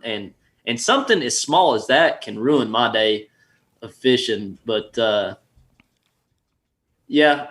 don't know that I could ever take one out of the river unless I just knew that it was dead and it wasn't going to live. I hear it's pretty good eating though. Smallmouth. It's interesting. I'm going to go and I haven't quoted this podcast before, but one of the podcasts I like to listen to is by Meat Eater. It's called Bent. Oh yeah, great fishing podcast. Lots of and I mean I kind of like it because those guys are right in my age wheelhouse. Like a lot of the pop culture references that they make, I get right away. So it's it's a good show. But there was one episode where they went on and they were talking about and there's a lot of harvesting talk. They don't focus on bass a whole lot. They really don't. Like they go all over the place. Very, very broad, as far as species that they kind of focus on. And there was one episode where they had somebody who was giving some feedback about smallmouth and the life cycle. And I guess the spawning, and don't quote me on this 100%, but I'm sure the information's out there. But the spawning is like, it's only like 50% of the population of smallmouth will spawn in any given year, and then the other year that it's like evens and odds type thing. You have half the population will spawn, and then you'll have the other ones. And the growth cycle for those fish, it takes so much longer than anything else. But then what they followed with were smallmouth recipes that sounded fantastic. And they said they're like, while it's one of these things where you want to be responsible about harvesting, and even if you do, you gut hook a bass pretty bad, and you have to release it. Odds are that it's just going to float, die and then float to the bank are generally pretty slim from what I've understood. Something is going to make use of that fish. You know what I'm saying? Yeah. And I'm with you guys. Like, hey, if you gut hook it, like I'd rather use it if I can.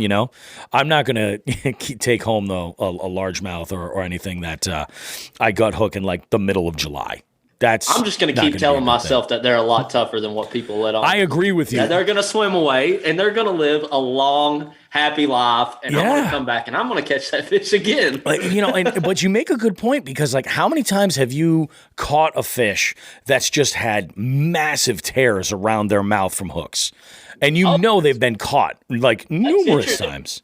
Up on our story today of me holding that largemouth. Oh yeah, he was a battle scar. I don't know if you've seen it, but he literally, there's like a gap in the lip where it had been hooked so much. And it looks like you could almost pull his lip. And you could rip it the rest of the way off. The jawbone. It's unbelievable. They're tough. They are tough. They are really resilient.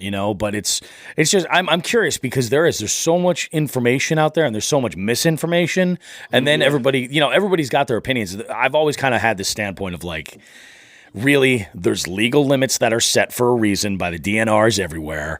That's what they're there for, is to ensure that the safe population is, what it is.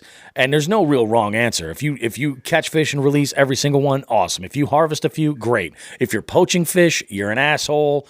It is what it is. That's it. Get a license. It's always good to get. You could always bring that topic up in like a Facebook page. Oh yeah, it's a wise idea. And start a fire and walk away from it. See, if I see somebody poaching some smallmouth out of our local rivers, there's liable to be some fisticuffs. That's what I'm saying.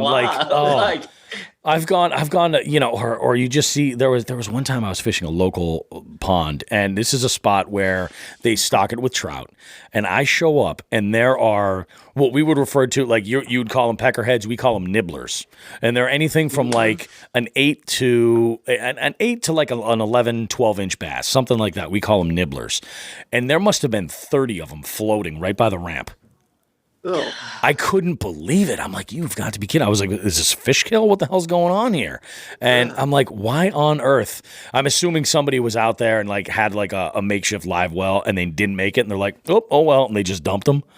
I'm like, that's just the worst kind of like that. What kind of a sportsman is that? That sucks. Ridiculous. But that's not good. No regard for and even like, there's houses that go around there. It's like, let's be honest, even at the most like selfish way of looking at it, if I'm out, making dinner on the grill in the backyard, I don't want to smell a bunch of rotting fish by the launch that I happen to live by. Come on. That's not even cool, So let's get back on track anyway, guys. But that was I'm kind of glad I've been meaning to bring that up with somebody and get some input on it. Let's talk about when you're getting ready to go out on the water, spend a day out there.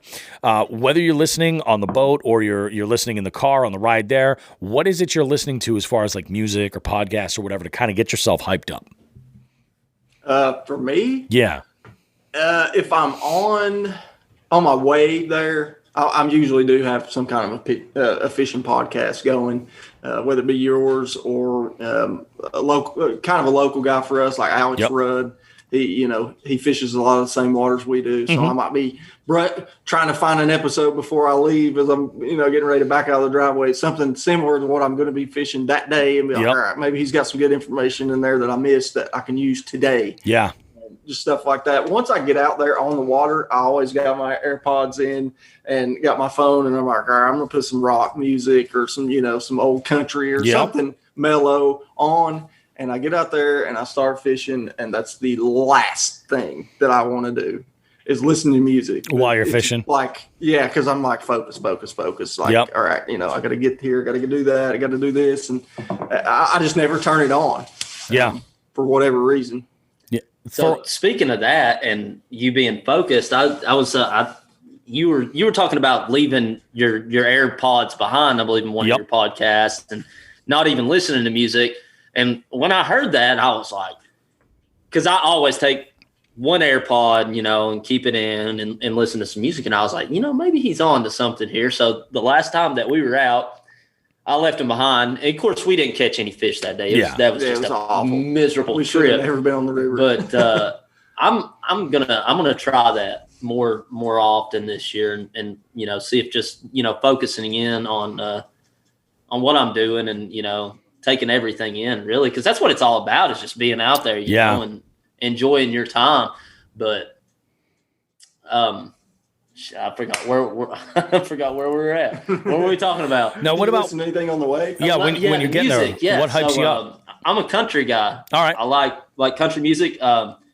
There's you probably never heard of him, but Dylan Carmichael, he has this song 99 Problems. 99 Problems, catching fish ain't one. And man, I can turn that all the way up, and that really gets me fired up. I'm gonna look that up, man. I'm gonna look that up and put that on my playlist, because we're about to start doing a lot of Jigs and Bigs appearances at the Massachusetts KBF Trail tournaments. Because we're Sean the Fisherman's managing the western part of the state now for that, which is freaking amazing, like unbelievably happy for him. Awesome. So he's got that going on, and I'm trying to come up with a good playlist of like fishing themed songs that kind of bounce genres, when we're doing, because we're talking about doing some like after the event, kind of having like, once COVID stuff is done, we want to start organizing like just meetups afterwards where people can kind of like hang out, grab some pizza or whatever, and do this kind of like build a community, really, is kind of the goal, even after the tournament. So I definitely want to put a playlist together of stuff like that. I do have some music too. I can't remember who the artist is, but they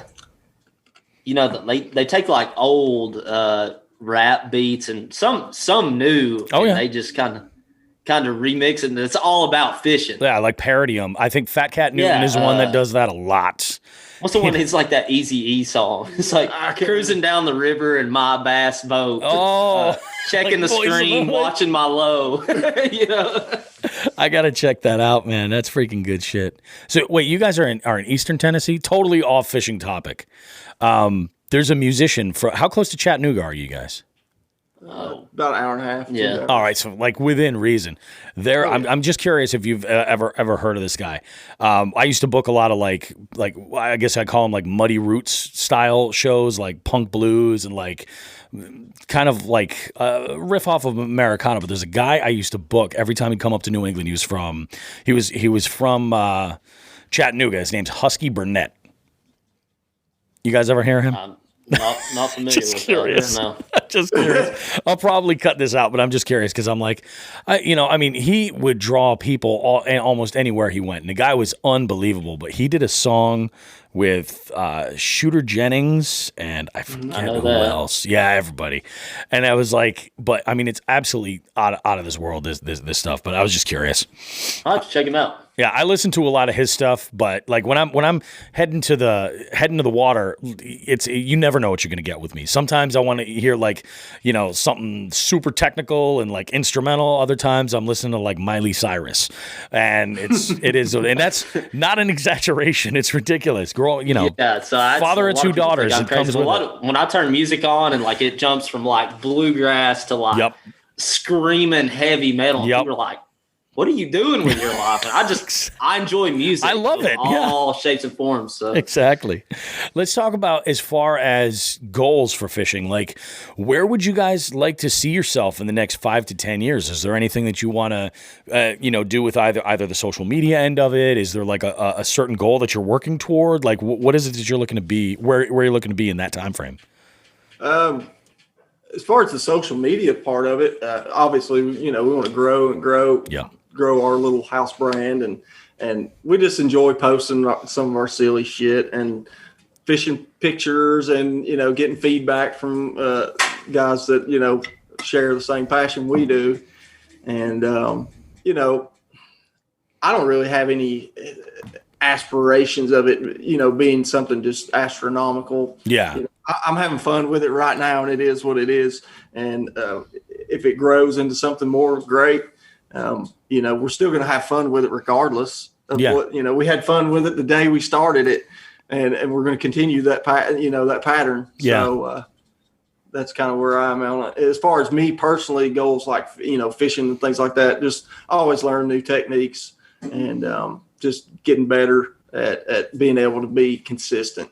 I think that's the name of the game. That's the thing I struggle with more than anything is consistency. You have a killer day out on the water, and it pumps you up, and you're like, yeah, I got it figured out. And then you go back 2 days later with the exact same conditions, and it's nothing. You come back tail between your legs. Yep. Yeah, every time. It keeps you humble, and you realize that, these creatures, they may not be smarter than us, but in ways they're smarter than us. Who was it that said that they're just a bunch of dumb fish? Yeah, that Gerald Swindle on one of the the Bass U seminars or something on YouTube. He was like, "Don't give them so much credit. They're just a bunch of dumb fish," and that's right. It's true, but sometimes if they were we're that just dumb. We would have figured this out long ago. Yeah, sometimes we're the ones that are just dumber. It's like Well, and I think we get in our own heads, like you were saying earlier. We get in our own heads, and we think, oh yeah, it's got to be this way because this X, Y, and Z condition are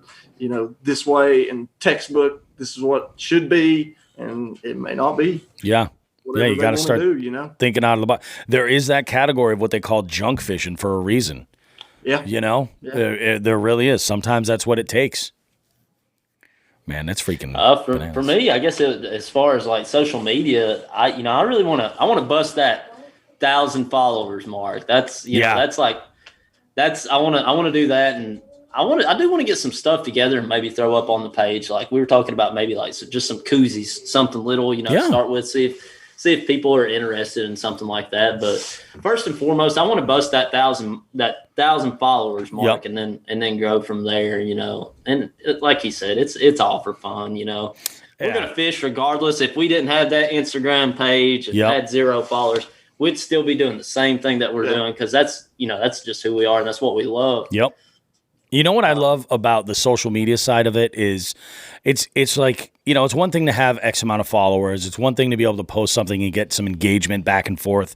But the best part is that community, the people that you connect with. Like I love visiting somebody's page and I'll look at it and it says, oh, well, they follow so-and-so or so-and-so follows them as well. And there's this sort of like, you get this link up of people together and it's just, the community is amazing. It's the best part. And when, good people get together, we have this, or I don't even want to say it like an organization, but it's basically a Facebook page right now.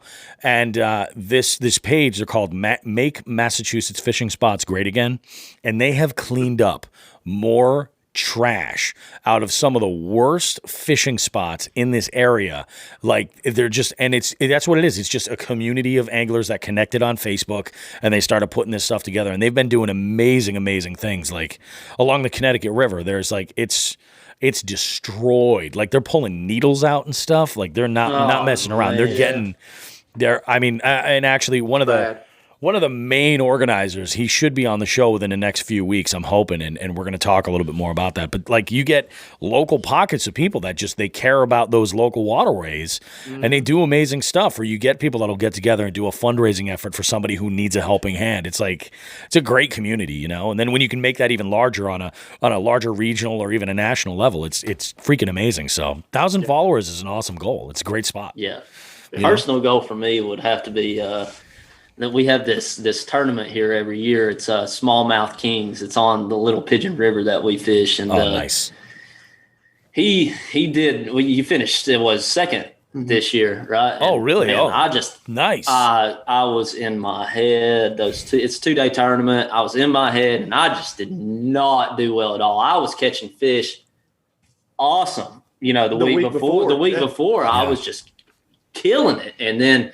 I went into it strong-minded, and then I don't know what happened. I basically laid a big dud. So I want to finish well in that. Yep. And, I'd like to win it is what I would like to do. Because there's some last year was a pretty big-name guy, local guy around here that fishes a lot of tournaments, and up-and-coming guy.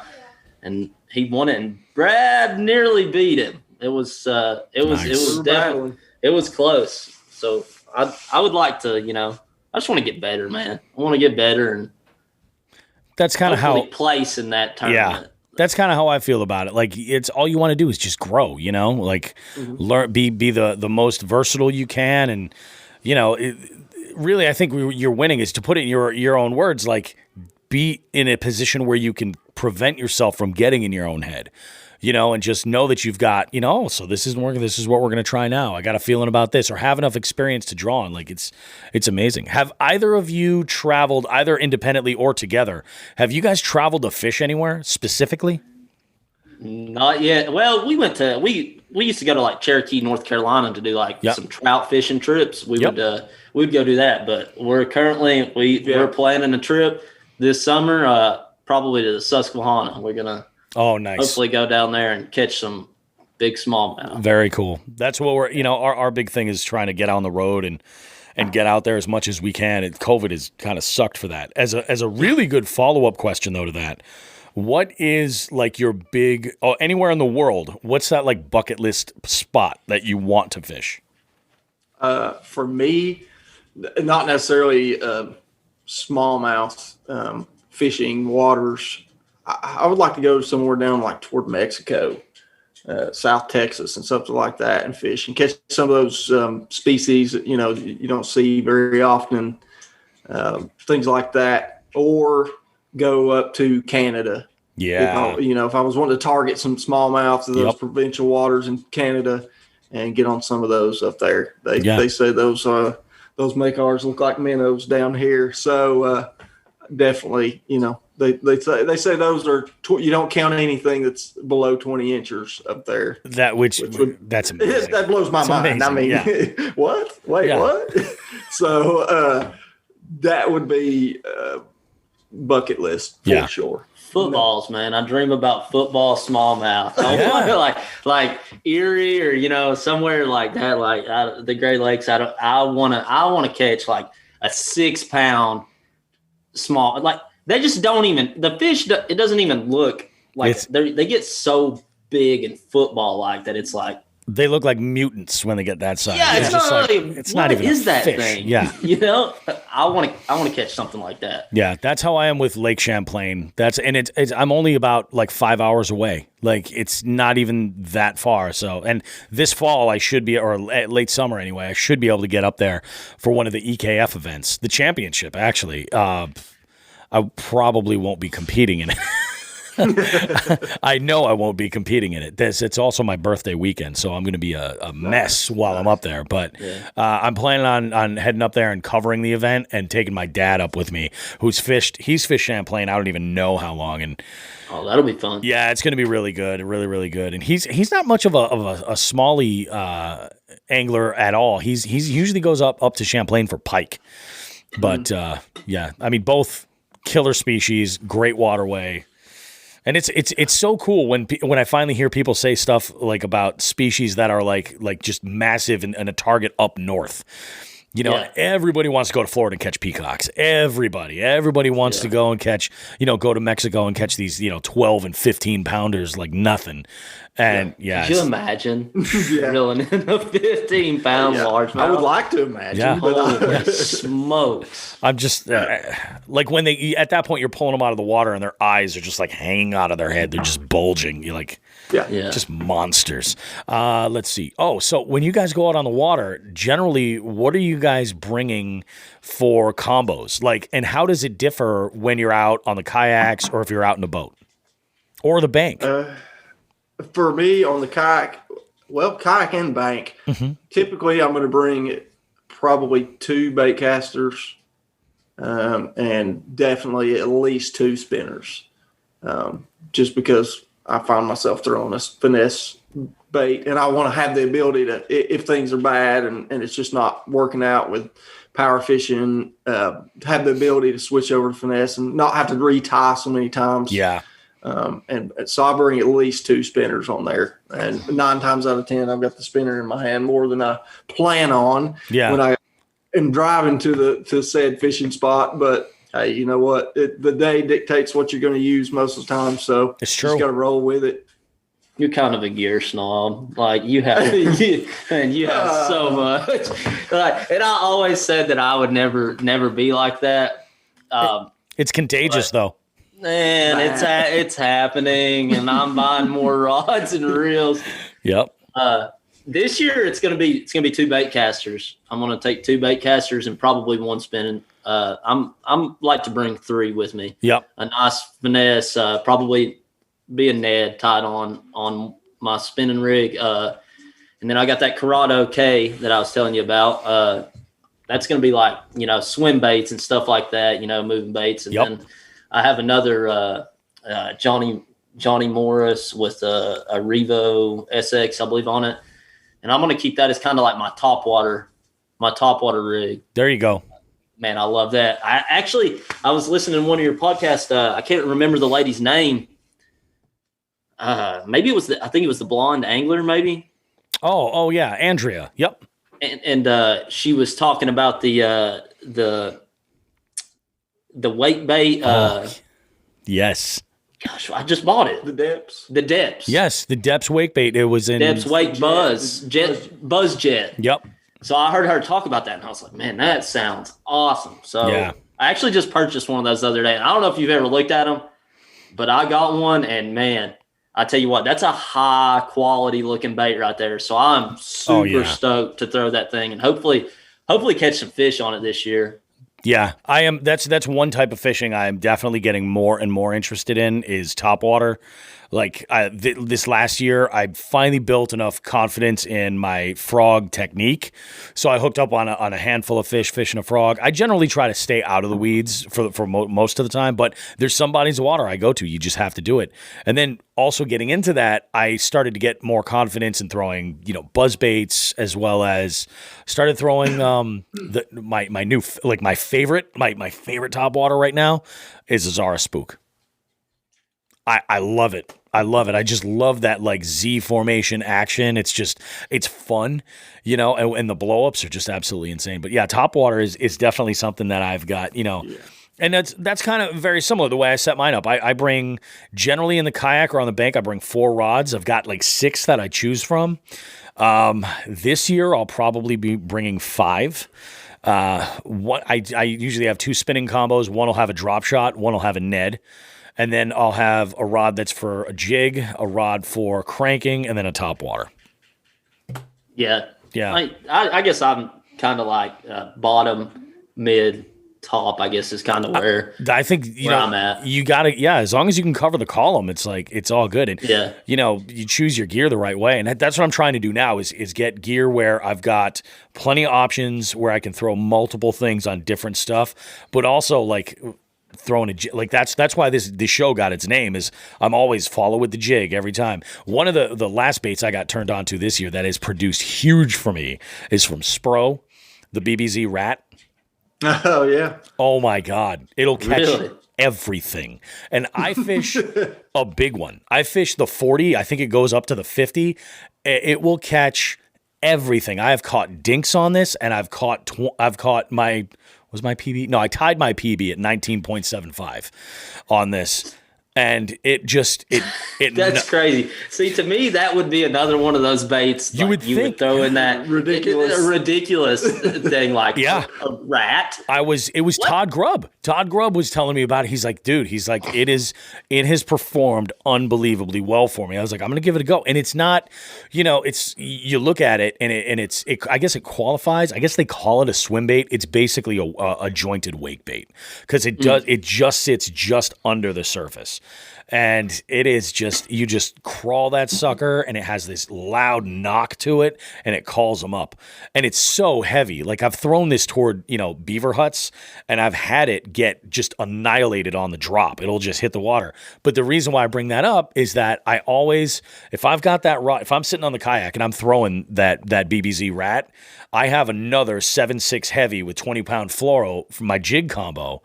And I've actually had blow-ups where I've missed it with the rat. I burn that rat back in. I follow with a jig, boom, Go back almost every time. Yep. It's just because it's that change. And also there's like confidence, you're like, oh, there was something big there that I messed up. I either set the hook too early or he didn't have a good Get back in there quick. Yeah. I'm just going to throw this sucker in there, or like a weightless Senko if I need to. That'll be, to follow with that way. So that's why, like, That's another thing, jigs. I've never caught a fish on a jig. I have a ton of them, and I plan to fish those a lot more this year too. It's probably my favorite.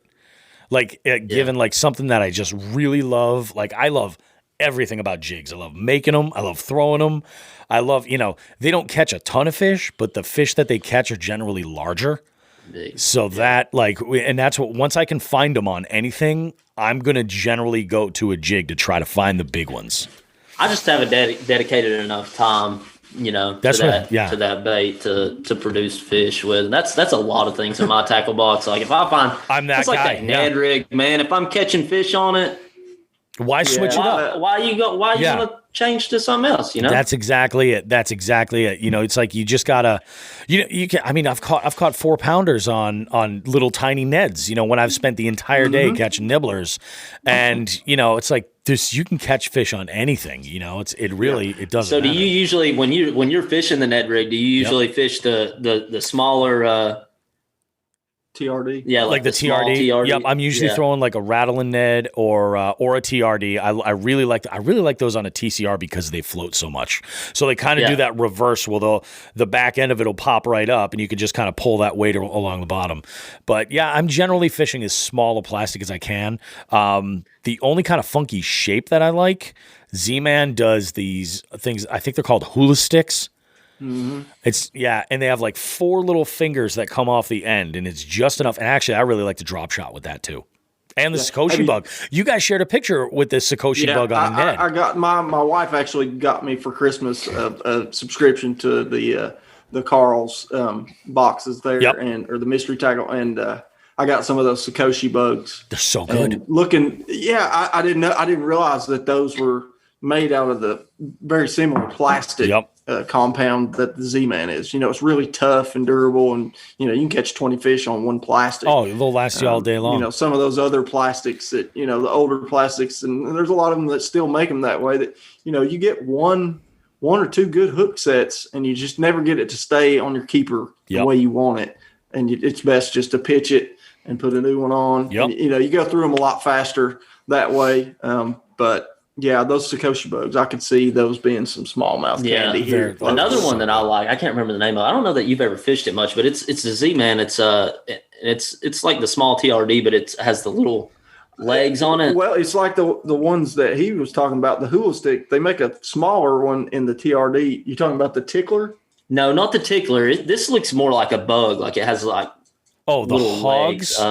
Hogs. The hogs. The TRD hogs. Hogs, yeah. I've caught some fish on that right there. The green pumpkin? Yes. Green pumpkin, black and blue. I'll buy a pack each, and they'll last forever. Just last night, actually, after I finished up recording that interview, I was going through my tackle, and I was organizing soft plastics, and I pull out a Z-Man bag. And what I like to do is whatever I have that's a similar shape, I put them all in one bag. So I might have 40 plastics that are different colors, but they're all the same shape. And they're the TRD hogs, and I squealed like a little schoolgirl. It was ridiculous. I'm like, yes, these are they're great. Same thing. Like I'll drop shot with those, and I'll also use them on Neds, and they're amazing on a Ned. Oh, you drop shot with that? I'll drop shot with those. Yeah, I just. Wow. So do you nose hook it when you drop shot, or are you weedless hooking it? With those, depends on how I'm doing it. If I'm like in an area where there's a ton of grass, what I'll actually use is a really small, like a one. Straight shanked traditional offset worm hook. Okay. And I'll tie that on, and then I'll put one of those because I can rig it a little bit more weedless, and they just get destroyed that way. If I'm doing a traditional, like a mosquito hook or something like that, like a finesse hook, then I'll nose hook it. And what's great is it gets all sorts of motion, but those little antennae, those things. Yeah, they just crazy. You can just dead stick that sucker, and that's what's so cool. You can I'll throw a drop shot and let it sit while I'm working, an underspin or a crank or something like that, something that's moving, and I'll just watch that rod, and sometimes just letting it hang out in one spot that is hot will get them to bite. Wow. I will say those hogs, the only thing that I don't like about that bait Yep. is it doesn't skip well. Like if you just have like a, like a little TRD worm, you Yep. can, especially like in the river around here, like with all the overhangs and stuff, you really got to skip that stuff, your bait up, Yeah. Get it way back up there against the bank, and, Definitely. and work it under some stuff. And those things, I don't know, maybe if it's just not as heavy. You think that's what it is? That, or maybe just the appendages hanging off the sides. Maybe just catch more water. That's what I'm thinking. They might, Yeah. they might break doesn't that skip surface as well, tension. but- Yeah. Yeah. It produced it. I went out fishing with, who was it? It was Damien, the owner of Stretching Line Anglers Gear. And if you guys are looking for like, non-typical soft plastics, like, unique stuff, he's got a great company for this stuff. But he's always, we had gone out on his boat one day and he was skipping a wacky rig, one of his stick baits. And I have never seen anybody with this kind of ability. I'm just like, how do you possibly do that? And I was fishing a jig. I'm like, I'm going to give it a go. Terrible idea. Don't. I can see the bird's nest now. Yeah. It was awful. I was picking out that backlash for way too long, and it was just not worth it. That's the worst. Yeah, I'm like, I don't know if it's because I'm my jig rod is it's a pool cue, and I don't know if that was the issue. Like it's a 3/8 jig, but I know you can skip jigs. I don't have the technique, so I actually picked up a reel during the summer just because I wanted to learn how to skip jigs. Yeah. And I tried it on some of the ones that I had already and it didn't end well at all. It was terrible. Someday. Most of it was technique that I hadn't polished enough. Yep. But I picked up going back to he was mentioning the Corrado K. I wanted a JDM reel. Like I wanted to get a Japanese domestic market reel and just try one. And so I did some Google research and some searching and actually found a good deal on some and ordered. It's basically the Corrado DC, but it's the JDM version. It's the Scorpion DC. Yep. And so I bought that thing and I thought, well, I'm going to learn how to skip with this, So it's been great. Yeah, really? It turned me from not being I was in my driveway, on my paved driveway, practicing with some old trash jigs that were, the skirts were dry rotted and peeling off. I just needed the lead heads, all I needed. Yeah. The weight and trying to pitch it and skip it. And literally one evening of practicing with that reel, I've got proficient enough to where I felt comfortable going out on the big boat to the lake and working some docks. Yeah. And it works great. It's got a little different chip in it than the Corrado DC. Gotcha. I think they've got the DC, the I4. The Scorpions has the I5. I'm not sure what the difference really is. I know it has a couple more settings to choose from. And, man, that thing is awesome. I call it the spaceship. Yeah. Oh, yeah. Noise that you get. Yeah. I haven't fooled around with any of the DC reels, and I'm thinking about it. I was actually thinking about putting an SLX DC. Mm-hmm. But, you make a really good point. That would be something good to swap out with my Concept A2. So I got other places I could put that Concept A2. What do you think about the Concept? I've always saw them and looked at them and picked them up and was like, well, I just don't know enough about that to make that big of a purchase on something. They go to Shimano or Dow or something like that. Yep. I think it holds up to the Corrado line great. I think they're almost, I'll say this, I do think that the Corrado is a little bit more user-friendly because, the braking system with the Corrado lines or a lot of the Shimano stuff, you'll adjust the brakes internally, close that cap, and then there is an adjustment, a more or less adjustment that you can adjust. That comes in really handy. The A2 does not have that. And its braking system leans really, really, really loose. So right now I have my brakes maxed up all the way on the A2 and I have no problems with it whatsoever. I generally throw on this rod, jigs that are between 3/8 and half an ounce. So it's not a huge span of different lures that it sees on there. So it's really, really consistent with that. And I've got very, very few issues with that whatsoever. but there's a lot of other people that I know that they really want that adjustment to be able to tweak on the fly. On the fly. Yes, and be able to make adjustments as you go. And with that, it just doesn't work for that type of person. But I think if you're going from a Corrado to that and you've got some proficiency with bait casters, I think the A2 will definitely hold up. Nice. Yeah, it's a solid reel. But I mean, like, the Corrado's just sexy as hell. It looks great. You know what I mean? Man, when I took that thing out of the box, it was like heaven shine down. It's like lights on it. I was like, oh man. What's funny is that for me, both those reels, the A2 and the Corrado that I bought, they were both the first time I'd ever used an 8-speed reel. Boom, like mind blowing. I couldn't believe the difference, like especially with buzz baits.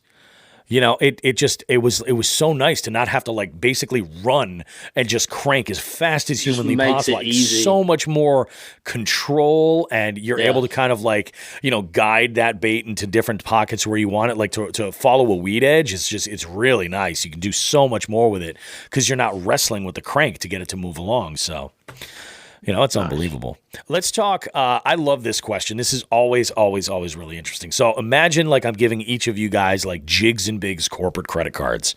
All right. The challenge is this. You each go to an unnamed pond. All right. It's got a little bit of everything going on there. There's a little bit of grass. There's some rocks. There's some wood. There's some lily pads. It's not all choked up with weeds. The weather is kind of mild, partly cloudy, light wind. You can use either a rod from your arsenal, or you can build anything custom that you want. What would you use for a rod and reel combo, and what are you spooling up on it? What's your intention to throw? I'm not sure how your ponds are there. I'm assuming they're similar to ours. Depth probably 6, maybe 8 feet tops. Is that where we're going with that? Yeah, I would say so. Okay. Yeah, that ballpark. That's about, or we have some really shallow ponds, and then we've got some, you know, that are pretty deep, you know, 2 acre ponds around this area that we fish. And I'm probably going to steal yours, I'd say. I think you're I'm probably going 7-foot medium. Okay. 2500 or 3000 series spinning reel. Yep. Probably with some 12-pound braid to 6 to 8-pound leader. Yep. With maybe a weightless worm. Okay. Yeah. Or Cinco type, or maybe it depends on what the bottom composition is. Yeah. You know, if it's a lot of rocks, probably going something with a bullet weight. Maybe a tungsten weight or something to get that good click on the bottom of the rocks. That's probably where I'm going to fish that, and mainly early morning. Just get those bass that are feeding early and they're out trying to get fed up for the day. Yep. Yeah. So since you said that, I guess I would keep it pretty simple here. I would probably a whopper plopper, man. I just tie on a whopper plopper. I got that it's a Johnny Morris 2.0 with a Abu SX. I think it's maybe a 6.2. I think is what's on that reel, and I think I run. I don't know if it's 20. I don't know what pound braid I have on it, but I usually run just a mono leader is usually what I run on it, and I think it's the 75 or is it 90? I can't remember, 75 or 90. 75. That's probably what you would use for a pond. Yeah, and I have man, I know everybody likes the bone color. I personally don't own one, but I have the white. I can't remember what the name of it is. It's white and has like some chartreuse on it. Oh yeah. And I do pretty well with that on ponds. And you cover a lot of water quickly with that. So, So I really like that. No, that sounds awesome. If fish in there in that pond and you throw the plopper, you're going to find them. Yeah. Especially just pristine, still water. And you're the only person that's probably been there in a couple of days. Yep. And you bust a plopper in there. Yeah. You better be ready. It's going down. Early morning, late evening. Yeah. That's exactly what you want. I think it's always interesting because when you tell somebody you have like a one reel, one rod challenge, when the gears kind of start turning, you're always going to get some people that are like, oh, I'm going to throw a 7-foot medium heavy bait caster with this, and I'm going to throw a spinner bait, or I'm going to throw what have you. And that makes a lot of sense because that will work for a lot of different things. But I'm always interested to see when people take it in different directions. Like I would throw a spinning combo because I have one that I use that I have, a 3000 series reel with 30-pound braid. I'll tie like a 12-pound fluoro leader on there, and I will throw like 90% of what I have. You know, I can throw a 3/8 ounce jig and catch fish with it. I can throw a Ned rig. I can drop shot with it. Is it the best for those situations? Not really. You know, I'd rather use, especially if I'm in a kayak, I'd rather use those big pool cue, rods for jigging and stuff, but they definitely do the job, you know? But everybody's got their own sort of thing. I Second to that would probably be those swim baits that I like so much. It's those little power bait swim baits. I'd throw that probably just on a spinning reel, probably, and just work the bank line with it, and that usually produces well. Oh, definitely. So here we are. We got this is like the big question. I need 2 stories from each of you guys. All right. First story is the one that like you're most proud of. Maybe it was something that, was, maybe it was a PB, maybe it was a tournament, something you accomplished. Maybe it was a goal you set. Maybe it was a day where like something went like horribly wrong and you were able to like help out or like, come out, with everything okay on the other end. But I need that story. And then on the follow-up of that, I need like not the funniest. I need the biggest like epic fishing fail. This one. Can I start here? Yeah, you go ahead. Okay, so starting off, the best was last year. I guess it was probably early March, and I was working this craw real slow, and man, I caught my personal best smallmouth. I'm still chasing that guy. Wasn't able to measure it or weigh it or anything because it was a quick trip out. We're just fishing for a couple hours, but and it was actually a super easy catch. The fish ran right at me. We were just bank fishing, and it ran right at me, and it all happened so fast. But man, the fish was huge, just a big old smallmouth. I'd say it was every bit of 20 inches. Yeah, it was a 20 for sure. And fat, man, that was a fat fish. So that's definitely, it's my personal best. Like when I think of great fishing stories, that definitely tops it. Fails. So this is actually about him. Okay. This is good. Man. So we had just got our kayaks. We were just getting into kayak fishing. We might have been out 1 or 2 times prior. Yeah.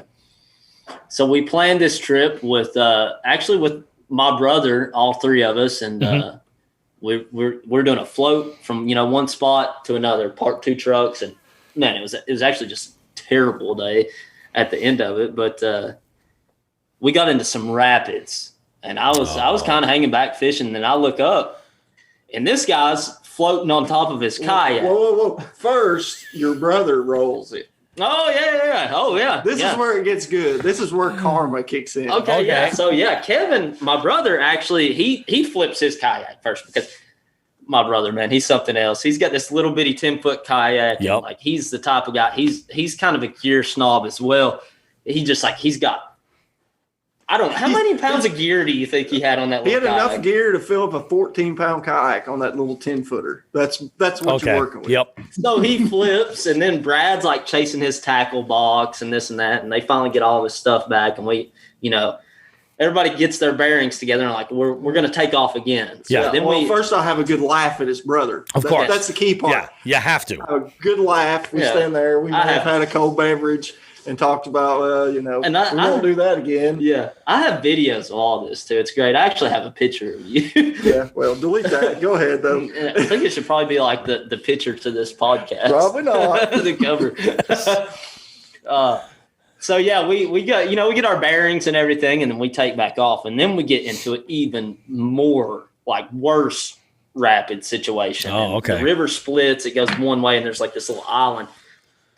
And I see him paddling, trying to get out of it. And the river just takes him, and he flips, and I'm like, oh, man. And then, like, 30 seconds later, this guy's under, like, I was starting to get worried there for a second because he didn't come up for a while. Yeah, that's scary. And then, so then he finally comes up, and his kayak's upside down, all of his rods and his gears floating down the river. And he's just on top of his kayak, like, hanging on for dear life, like, sucking wind. And he doesn't even have a shirt on. I'm like, what? Your shirt?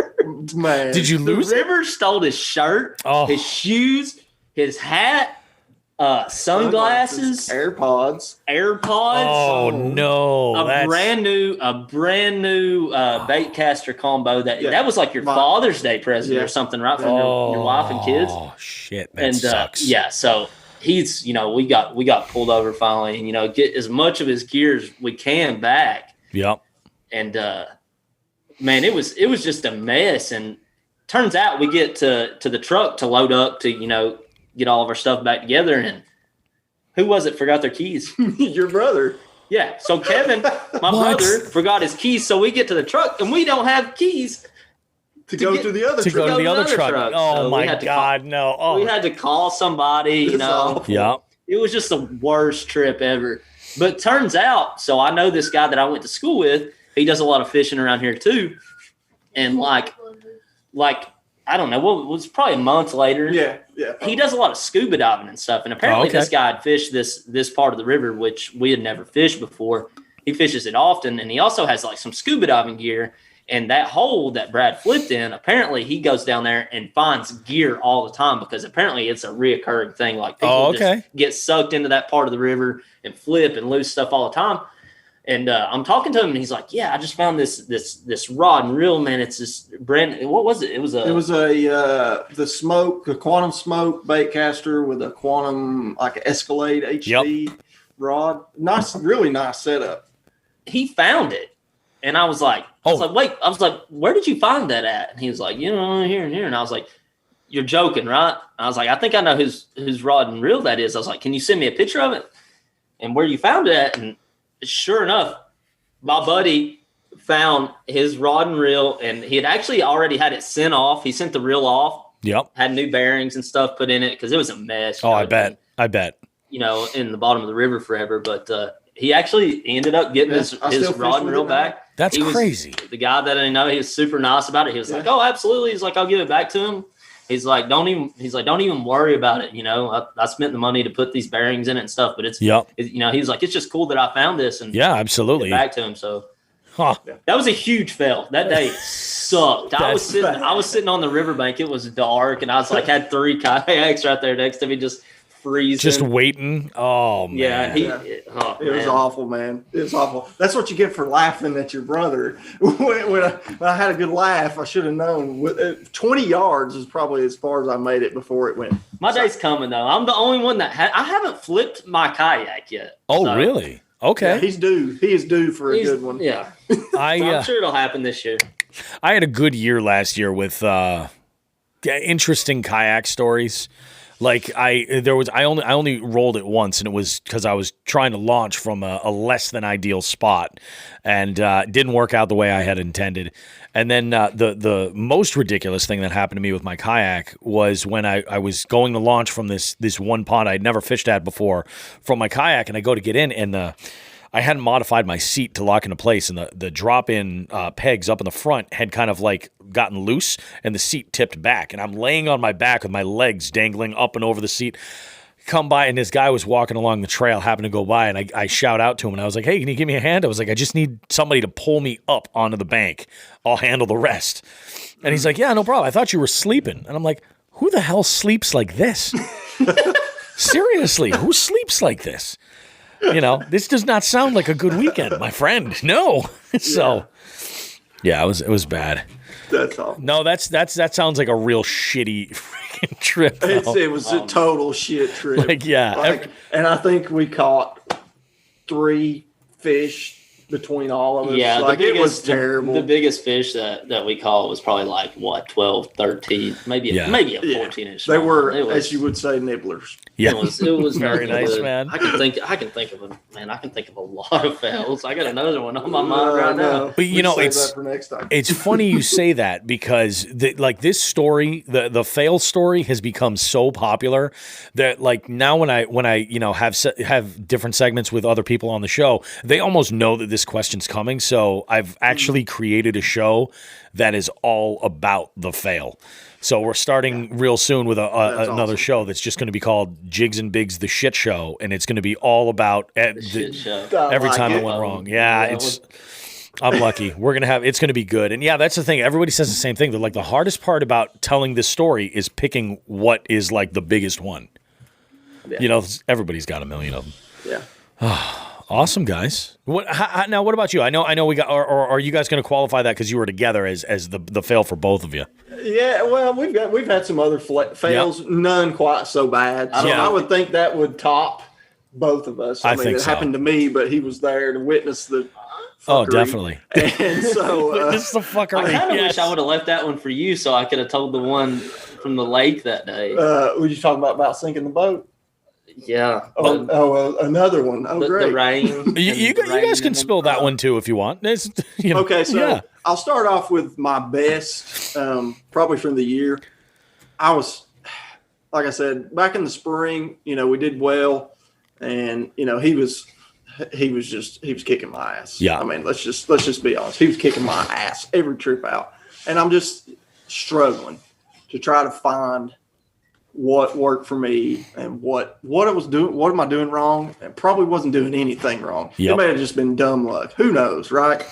So I have right before that local smallmouth Kings tournament, we go out and do some pre-fishing before, and some planning. You know, we're going to eliminate some water that we're not going to fish. Definitely. And you know, try to find some better spots and things like that. And I get out there and we're just, you know, barely trucking along, and I'm fishing a spot that typically for me wouldn't look like it would hold fish.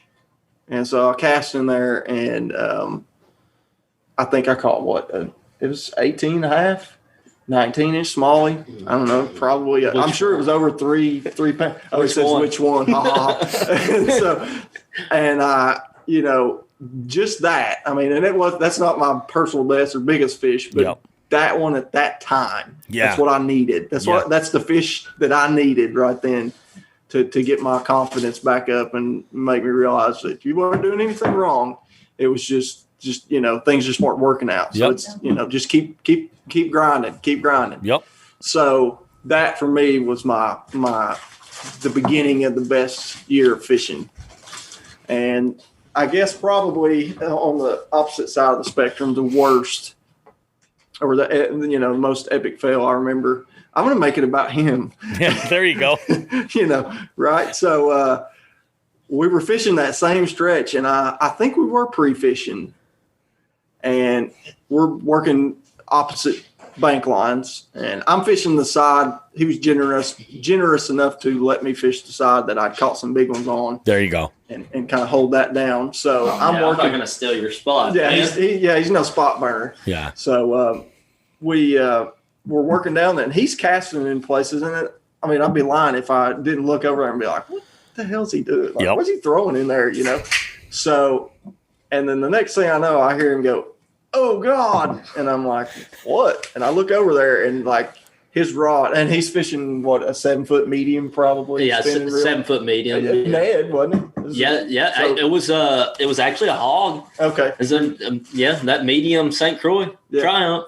Typical Ned setup. So fairly light tackle, and his rod is just it's drag screaming, and his rod is just doubled over, and I'm like, what is that? And I'm watching him fight this fish, and he's into kayak, and we have the anchor wizards on our kayak. Yep.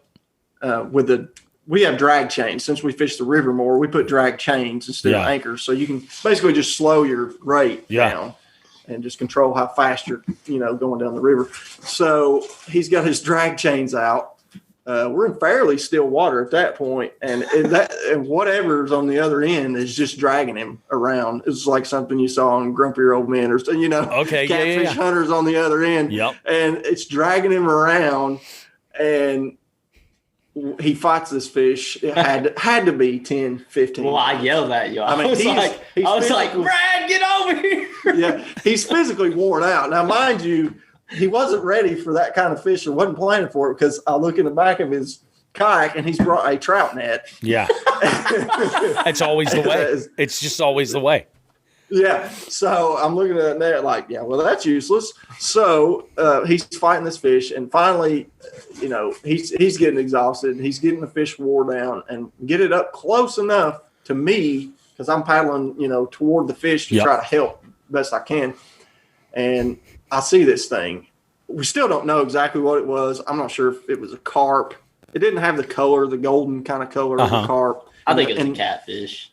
See, I don't think it was a catfish, because it had scales. Catfish, are fairly. You've seen it better than I did. Sure. it had small scales. It wasn't like a carp that had the big, silver dollar. Yeah, those are scales. huge scales. Yeah, and so I'm thinking it was a really big drum.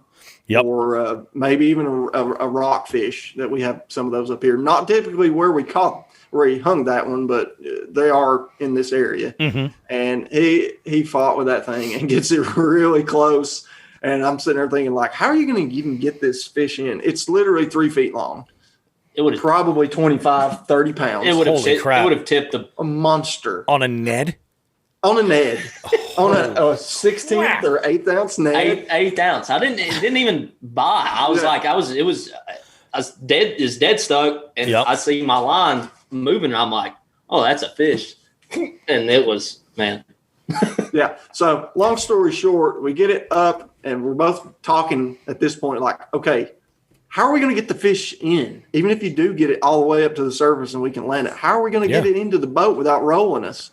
So the fish didn't give us that opportunity, because I grabbed the line. Oh, yeah. And tried to just, easily kind of pull the fish toward me. And it gave one last flip and turn, and it snapped. The line just snapped, and it got away. And he's still to this day scarred. It's not the fish that we were targeting that day. We were after the smallies for sure. Yep. But it was probably one of the bigger fish of your life. Oh, yeah. Whatever it was. Yeah. I'd have nightmares about that to this day. Not even gonna lie. That's for sure a fail, for sure. I didn't think that was the route that you were gonna go with that. I thought you were gonna tell the one when we were out on your boat, and I broke my foot this summer. I broke my foot this summer in 3 places. So I was out of work for probably like 3 or 4 months. Oh wow, okay. And, we would go out on his boat, because I couldn't get down to the river, so we would go out on his boat and fish the lake a lot that summer. We were doing a lot of night fishing, a lot of evening fishing, and the wind started picking up. I knew that it was about to storm, and I was like, we need to head back. I was like, it's about to get bad out here. So we went back to the ramp, and we got to the ramp, and he's like, I think we're okay. I think we can fish around this dock a little bit more. And I was like, okay, if you say so. I don't think we should. Yep. But anyways, we fish, and then next thing we know, this monsoon just hit, and it was literally raining sideways, and I'd say the wind was blowing at least 15, 20 miles an hour. It was crazy. And he finally, he gets me up to the ramp there where I can try to jump out, and I jump, and the wind blew, and next thing I know, I jumped, and I've completely missed the dock. And here I am with this boot on, and I'm thinking that I've literally just set my healing process. Oh, yeah. Rebroken it. Yeah. Yeah. And just completely soaked. And I ended up ruining my phone that trip. And then the wind blew the boat into the rocks. It blew me into we were at the dock there, and there's no way to turn the big motor on and navigate. Oh, yeah. It's too shallow for my trolling motor to drop it. So there's just no way to navigate. And so I just had to let the wind blow me, and it blew me up against the big rock pile. Luckily, I've got an aluminum boat, so I wasn't too worried about it. Yeah. Cracking it or putting a hole in fiberglass or anything. So it was fine. I wasn't worried about that, but it was hard. I had to get out of the boat, push it off the end of the point in the mud and the muck and everything else, just enough to get loose and get in some deep enough water to drop the foot of the motor in and crank it. to get loaded up, which was another nightmare trying yeah? to load a boat In that out kind there of wind and sideways rain? Wind. Oh, yeah. It's terrible.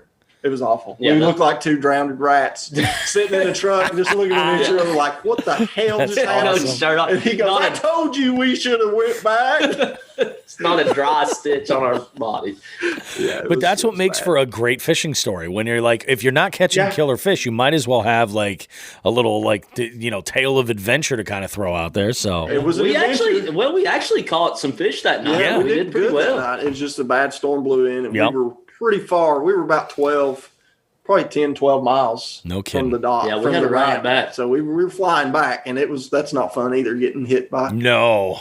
BBs of rain at 50 miles an hour. Yeah, so. especially when you don't have a console. Well, I had a console. I don't know about him. But I laid down in the floorboard.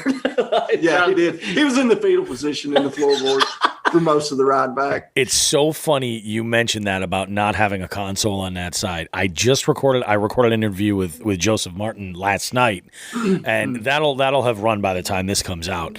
But in there, he shares a story about was it this fall? I think it was this last fall. He went out and got a full face shield motorcycle helmet to put on when he goes and fishes these tournaments with this buddy of his, because his buddy will just open the boat up and they'll be like 80 miles an hour, downriver.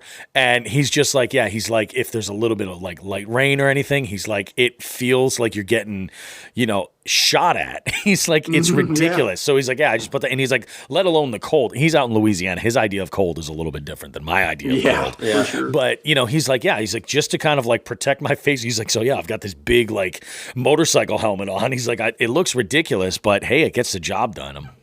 Damn. Hey, whatever works. Yeah, man. Oh, this was really good, guys. These are the kind of interviews I really like, where we just kind of there's tangents and we just kind of go. We've almost talked for 2 hours. That's fantastic. I know. It's really, really good. Awesome. So this is your opportunity. Go ahead and promote your stuff on Instagram, any other social media that you have at all. Let people know where they can find you guys. And this is your moment to kind of promote yourself.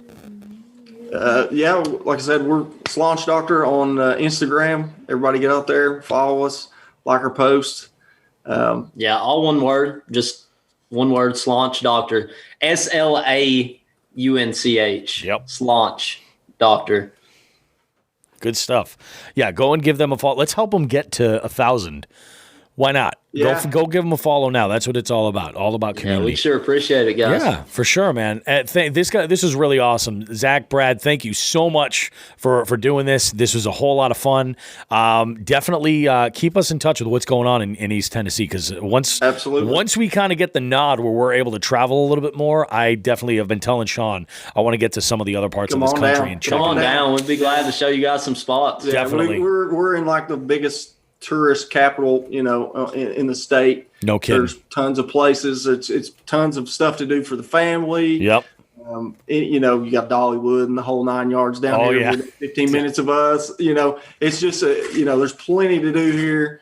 Plenty of lodging, plenty of restaurants. A lot of good food. Good fishing. There's some good fishing right here. I'm all about it, man. We're going to make that happen. Sounds good, fellas. Well, hey, go get on them, and do me a favor, catch some slaunches for me while we're all iced up here, so at least I can live vicariously through We sure Instagram. appreciate your time. Yeah, thanks for having us. I'm glad to do it, guys. You guys are absolutely awesome. I check out the Instagram. You all the listeners, go check out their Instagram. They got great stuff going on. Give them a follow. We'll be in touch with you guys. We have some other cool stuff coming up, and it sounds like you have a few stories. We might want to have you on again on the shit show. Oh, yeah. I think that's we gonna got have to plenty of happen. those. I love it. Awesome, guys. Well, hey, take care. Have yourselves a great weekend, all right? All right, you too. Awesome, All right, guys. thanks. Have a good one. Bye-bye. See, guys, this show was action-packed. I said early on, I felt like today was special. There was something special about today, and it is freaking special. Sean? Bobby, what have we learned today? We've learned about Three Bells Outfitters, right? Yep. We've learned how cool they are. Yep. We've learned they have kayaks. Yes. We've learned they're right down the road from Duck Quesadillas. That's true. All right. And then the stuff we learned that we can't talk about. We have a few things that are just lurking around. Yeah, we do. That we learned about here. Mm-hmm. One of them's lurking around in my truck right now. It's true. They know. They're laughing. There's a lot of giggling. You guys can laugh out loud. It's cool. Because we found an item while we were learning about the wrapping procedure that is going to be a major part of Jigs and Bigs going forward. 100% so. Major part.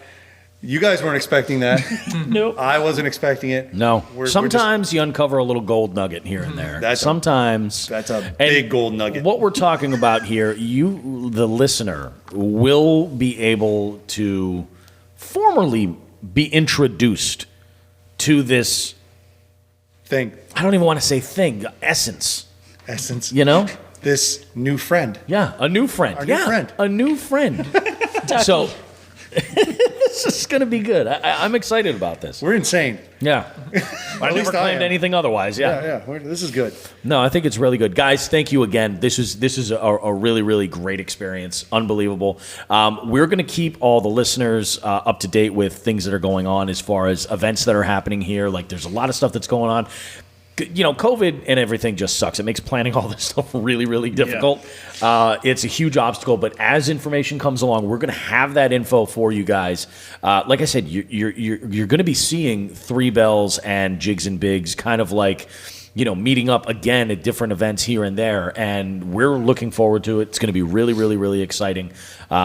You know, now you know where you can go for amazing selection, fantastic accessories, killer service. You're going to get well taken care of, and you know, really an overall, not even just in delivery, but overall a white glove treatment of your recreational and angling. Kayak needs. Really, yeah, absolutely. So, I mean, this is really, really awesome. But I think what we're most looking forward to right now comes between two corn tortillas and is, in fact, a waterfowl. Quack, quack. Quack, quack, quack, quack. I think that's what everybody is really, really interested in. Are we going to live stream that again? We're definitely going to watch us eat food. That. Yeah, absolutely. Well, no, we did that last time. It was I ridiculous. watched it. It was hilarious. That's awesome. like ridiculous amounts of. Did you notice the people in the background kind of giving you the weird looks that We didn't across care. the table behind you? It was so I- funny. I was watching every time and just see him kind of gazing over like, what are those two guys doing over there? I only noticed after the fact because I think I had what the professionals would call duck quesadilla tunnel vision. Yeah. Like I wasn't paying attention to anything.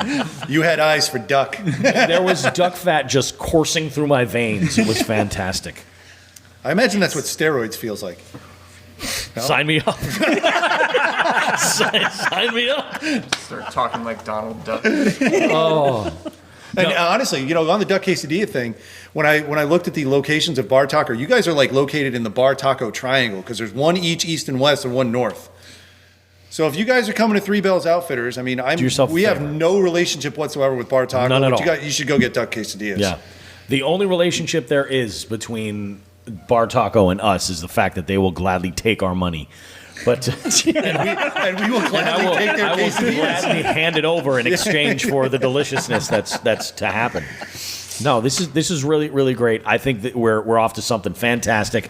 Do yourself a favor if you're in New England and you want to check out, you know, the showroom. You want to check out, you know, maybe demo a kayak. If you're considering, you know, a different brand, you want to change your situation from the current kayak you're in, or get into one for the first time, especially.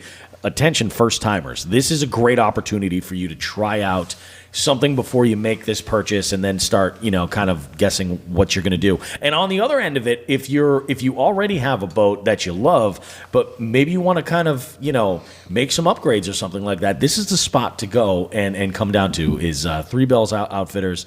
Check out what they've got available. You can shop online. Check out the inventory. Come on, but it is worth the trip. Absolutely. It is 100% worth the trip. Come and try it out. You're going to love it, I promise. Yeah, a couple other things I just want to throw in Yep. there. If you are visiting New England and you're doing any number of the regional or local kayak trails, if you jump in on those, we didn't ask. This is a quick and easy question. Your rentals, guys, you guys rent fishing kayaks? Yep. So let's say you're in Nebraska. Yep. Center of the world right there. Yeah. And you want to come out and fish some New England waters and you don't want to drag your kayak across the country. Why travel with it? Yep. You can rent one here. That's So that's huge. That's That's huge. One thing. Yep. Just with the website, because we keep saying Three Bells Outfitters.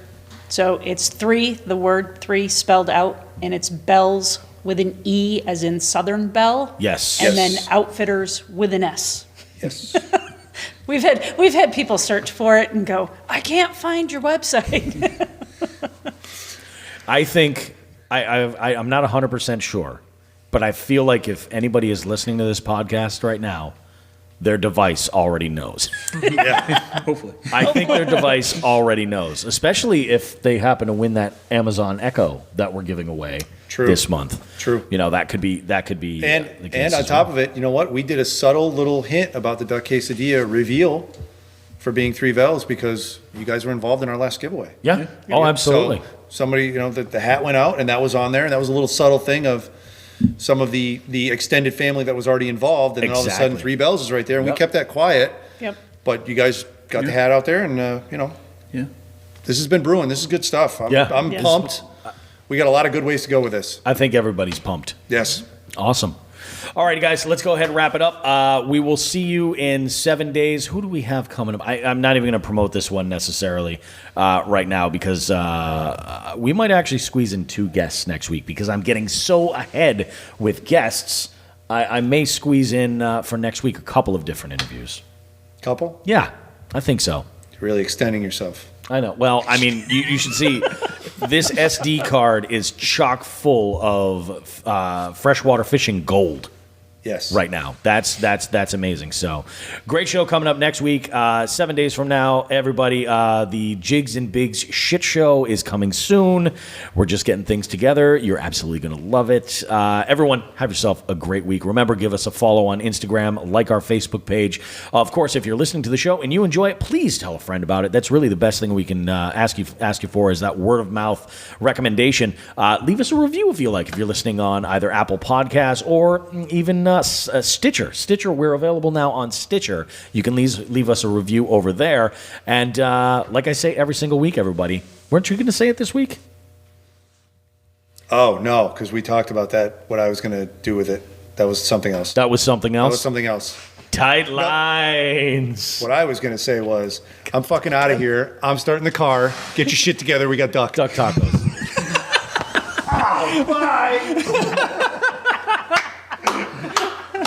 I love it.